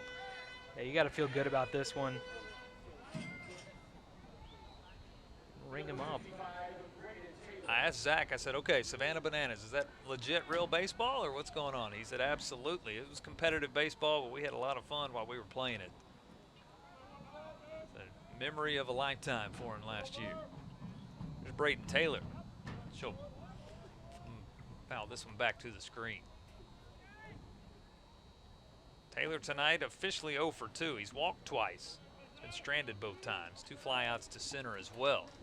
He's hit the ball well, just hasn't landed one for a hit. 7-5 TCU lead after the Boyers home run. There's a ball lifted into center as well, but right at Logan Britt, the center fielder. A few steps maybe back and to his left, he'll make the catch. Third time tonight to fly out to 8 for Braden Taylor. He's 0 for 3. 2 outs now in the inning. Here's Cole Fontenelle. Yeah, good recovery from Smith here so far. Get 2 outs after the home run. He's finding the zone like he likes to. Still just a 2-run ball game. Definitely something that ACU can make up. Obviously, we know how stacked of a lineup you could say they have, but obviously TCU is not shabby themselves, and it's been a fun game. Fontenelle 2 for 3 tonight. And about 6 inches from being 3 for 3. He was robbed of a home run by Logan Britt in the third. Does have a single, a walk, and he's hit by a pitch. So officially one for 2. Excuse me, not 2 for 3, 1 for 2. He's been on base 3 times. Ahead in the count here, 2 balls and no strikes.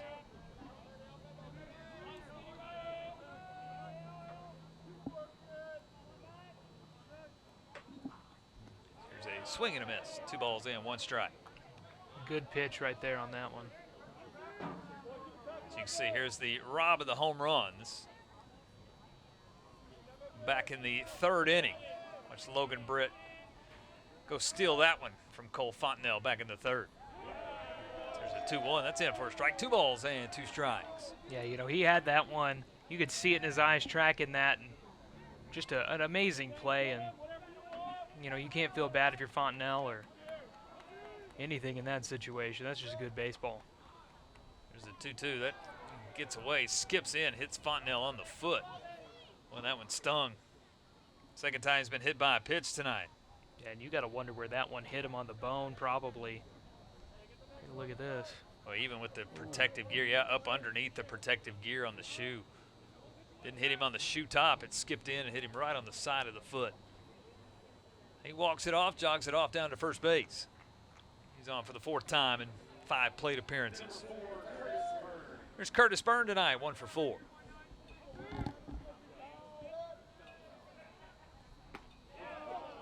Off-speed pitch swung on and missed, and it's 0-1. Looking ahead to the Wildcat bottom of the 8th, it'll be 7, 8, 9. Randall, Park, and Rook scheduled to bat in the bottom of the 8th. There's a pitch, gets away. Back to the screen. Tweed just couldn't keep that one in front of it. That'll put Fontenelle in scoring position. Fontenelle really thought about rounding the base there for a second. Having a little fun.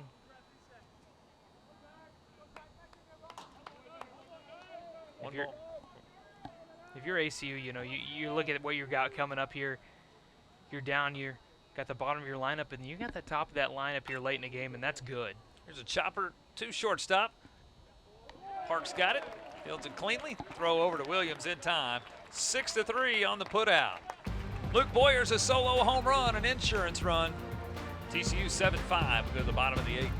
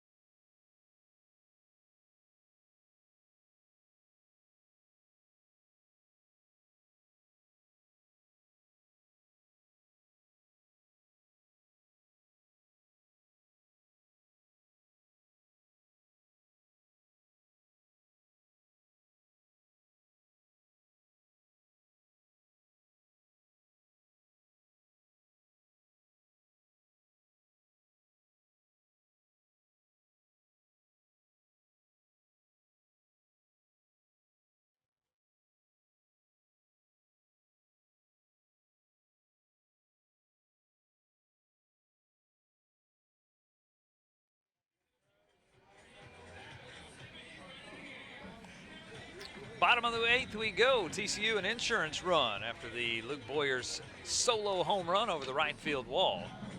First TCU run since the 4th inning, but now a 7-5 lead. ACU has some work to do, 6 outs to work with. Yeah, and like I was saying earlier, you've got the bottom half of your order, but hey, you've got a chance to see that top half of the order late in the game, and that's good no matter what if you're ACU. If you're TCU, you got to keep doing what you've been doing. Go out there, play good baseball. You got a chance here with a new pitcher on the mound and a chance to drive this one home here late in the ball game. It's the right-hander Hunter Hodges who will take over, the 6'3 junior out of Wilmington, North Carolina, making just his 2nd appearance of the year. But his first appearance was just over the weekend, so Hodges getting back into rhythm here. He went just a 1/3 of an inning, but his first appearance again over the weekend for the 6'3 right-handed junior. Hunter Hodges will come in with a 2-run lead. Yeah, and a 1/3 of an inning for him just this season, though, for that junior, and a lot of faith going into him here in this situation. Hey, 2-run game. Go out there and try to get us a win. Try to keep this lead for us, most importantly. It'll be the bottom portion of the lineup here for the Wildcats. Scheduled to hit Randall, Park, and Rook. ACU scored again first tonight in the bottom of the 1st. TCU then with runs in the 2nd and 3rd. 4 runs in the 4th. Had a 6-1 lead in the 4th inning. ACU responded with 2 in the 5th, 2 more in the 6th. Made it 6-5 at that point. TCU the solo home run by Luke Boyers here in the top of the 8th to make it 7-5. That's where we are as we move to this bottom of the 8th inning. Bash Randall to lead it off, 1 for 3 tonight. And first pitch in for Hodges is a strike.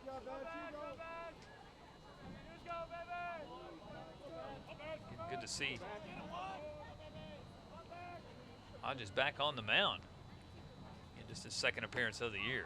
Good looking pitch, swung on and missed. Quickly 0-2. Yeah, Bash didn't get that one where he thought it was. It means good movement on a baseball. That's a good pitch right there. Hodges works out of the stretch in the 0-2. Swung on and missed. Boy, good looking pitch there at 86. And Randall down on strikes. 1 up, 1 down.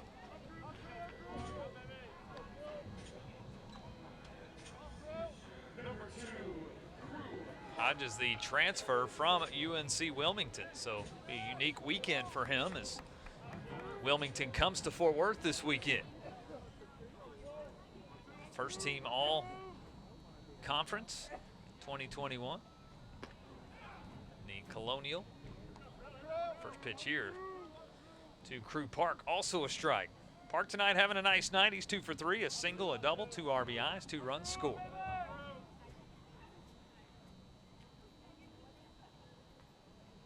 Hodges set in the kick in the 0-1. This one grounder. Hit hard, but right to the shortstop. Silva will make the play, throw over in time, 6-3. And quickly 2 up, 2 down here in this bottom of the 8th.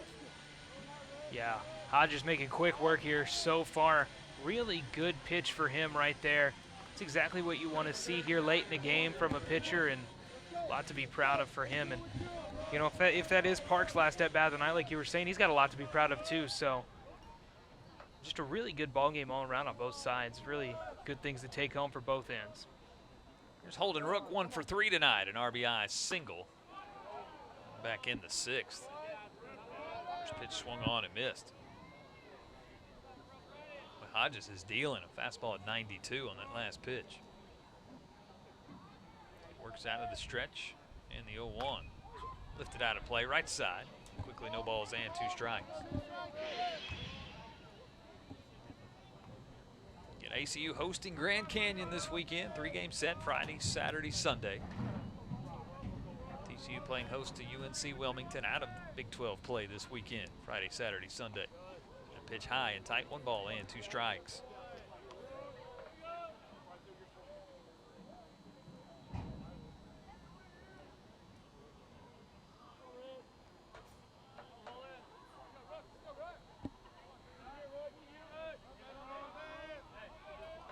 Just his 7th start of the year again tonight. There's a 1-2 off-speed pitch, high chopper, long run for Richardson, charges it, no chance to make a play. About the third or fourth time we've seen a high chop off the plate, about 30 feet in the air.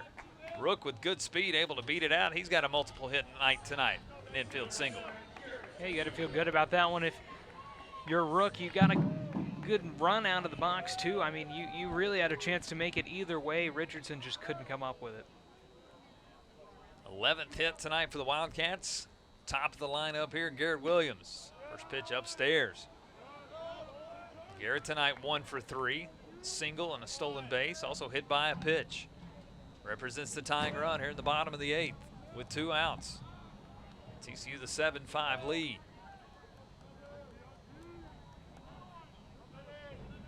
Hodges set. And the 1-0, runner on the move. The pitch is a strike, the throw down to second, not in time. It's a stolen base for Rook. He's in scoring position with 2 outs. Yeah, look at the jump he gets here. Not a big lead, nothing massive, but nothing but speed. Put your head down and go, young man. Stolen base.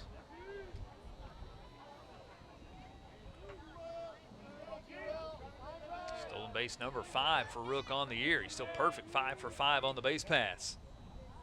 Here's the 1-1. This one hit opposite field, right in front of the first base dugout. 1 ball and 2 strikes.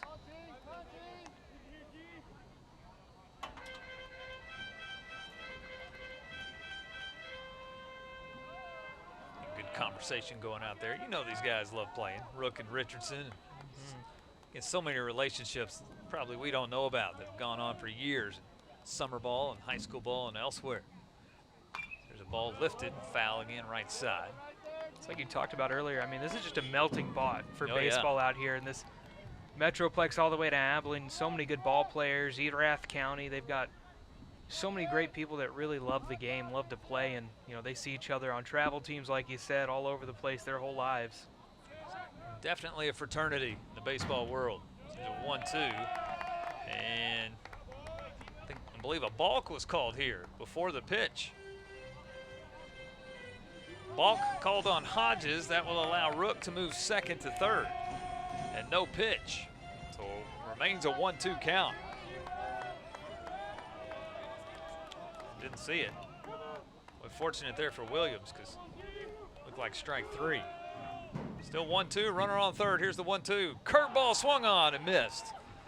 Williams will go down on strikes. And the side is retired. A 2-out single does no damage. We'll move to the 9th. 7-5 Horned Frogs.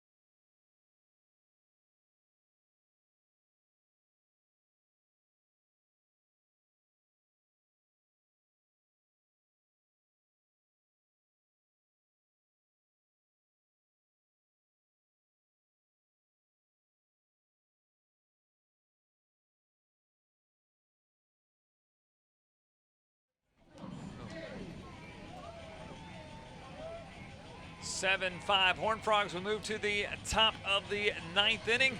New pitcher here on the mound for the Wildcats. Taking over is the freshman, Brooks Gay, making his 2nd appearance on the year, and he comes in a big spot here. 7-5 TCU at the top of the 9th. Yeah, Brooks Gay, he's a good-looking pitcher. He can really get out there and do some work. Only 2 innings pitched so far this season, but hey, another project from Abilene. That's what we're calling them right now, I guess. These guys come in from the Abilene area. They go play for ACU, and this guy's got a lot of potential, young in his career. They've used Smith and then Gay in these games actually a couple of times this season, and he's got a chance to show something here against the number 25 team in the country. As you mentioned, the local product, Abilene, Wiley High School, same as Zach Smith. As we talked about, Zach in his 6th year in an ACU uniform. This is the first year for Brooks Gay, which means when Zach was a senior in high school, Brooks was in junior high. But so they didn't play on the same team at Wiley, but they do here now at ACU. He's 6'2", right-handed pitcher. Here, Brooks Gay in his 2nd appearance. He'll face Anthony Silva to get things started. First pitch fouled off. Yeah, Gay, he's got a lot of stuff here. He's got some good pitches in his arsenal, a lot of movement on them, so it'll be interesting to see how this TCU lineup attacks him. Gay's 1 appearance came back in February against Nevada, the opening series of the season. There's an off-speed pitch lifted into shallow left field, and that's down for a hit. It's a 3-hit night tonight for Anthony Silva. He's got a leadoff single here in the 9th. Gay did go 2 scoreless innings there versus Nevada back on February the 20th. And again here for TCU, I believe the 7th time in 9 innings, the leadoff man is on for the Horned Frogs.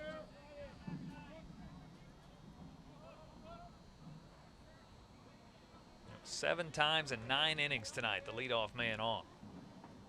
Here's Austin Davis, swung on and missed, throw down to second. They've got Silva caught up between first and second. He's in a pickle. Williams will run him to second. He'll get it to Randall, who will make the tag. Check that, that was Park who makes the tag. Nonetheless, it's a caught stealing. Anthony Silva is off the base pass.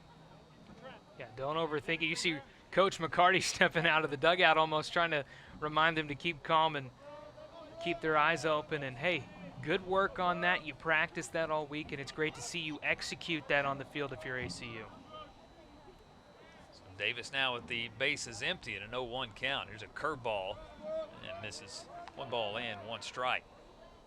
Davis tonight, a sacrifice bunt, a strikeout, a pop out, and a fielder's choice. 0 for 3 with the sacrifice. Does have a stolen base. There's a 1-1. Fastball in. 89. 1 ball and 2 strikes.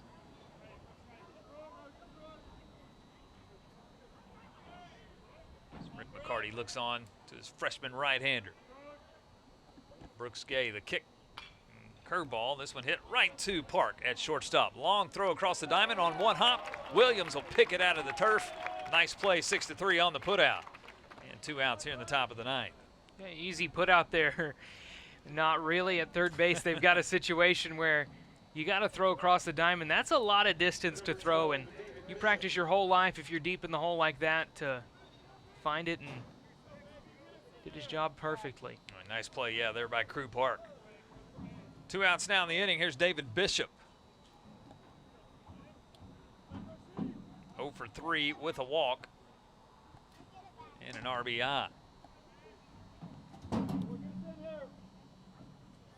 We look ahead to the ACU bottom of the 9th. It is the heart of the lineup, 2, 3, and 4. Ladisaw, Britt, and Tatro scheduled to bat here in the 9th. First pitch here to Bishop. Fastball outside, and it's 1-0.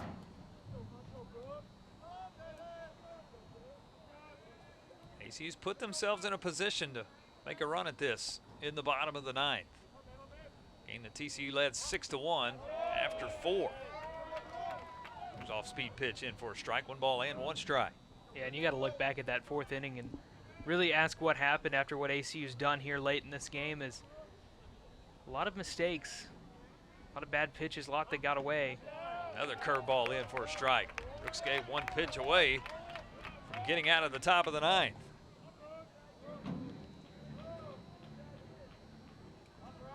Bishop back in. 1 ball, 2 strikes with 2 outs. Gay set the kick and the 1-2. This one liner into right field for a base hit. ACU had the shift on. 3 infielders on the left side of the infield. Bishop takes it the opposite way. And he has his first hit tonight, a 2-out single here in the 9th. A little dribbler right there into right field, and put your wheels on, go to first. You can smile about that one. You didn't have to put out too much energy to get there, but nonetheless, you got a runner on base here in the 9th, and when it's a tight ball game. It's the 9th hit tonight for TCU. ACU has out-hit TCU tonight, 11-9. The headline of this one so far will be the free pass. ACU pitching is giving up too many free passes tonight to Horned Frog batters. So Elijah Nunez 0 for 3 with a walk and a run scored. Gay quickly ahead in the count, no balls and 2 strikes. He's working really efficiently right now in this inning. Set again, he'll give Bishop a look. The kick in the 0-2 skips in, nice stop by Tweed. Runner on the move, throw down to second is in time. Second caught stealing of the inning by the ACU defense. Bishop is retired, the side is retired. We'll go to the bottom of the 9th. Wildcats need 2 to tie, 3 to win.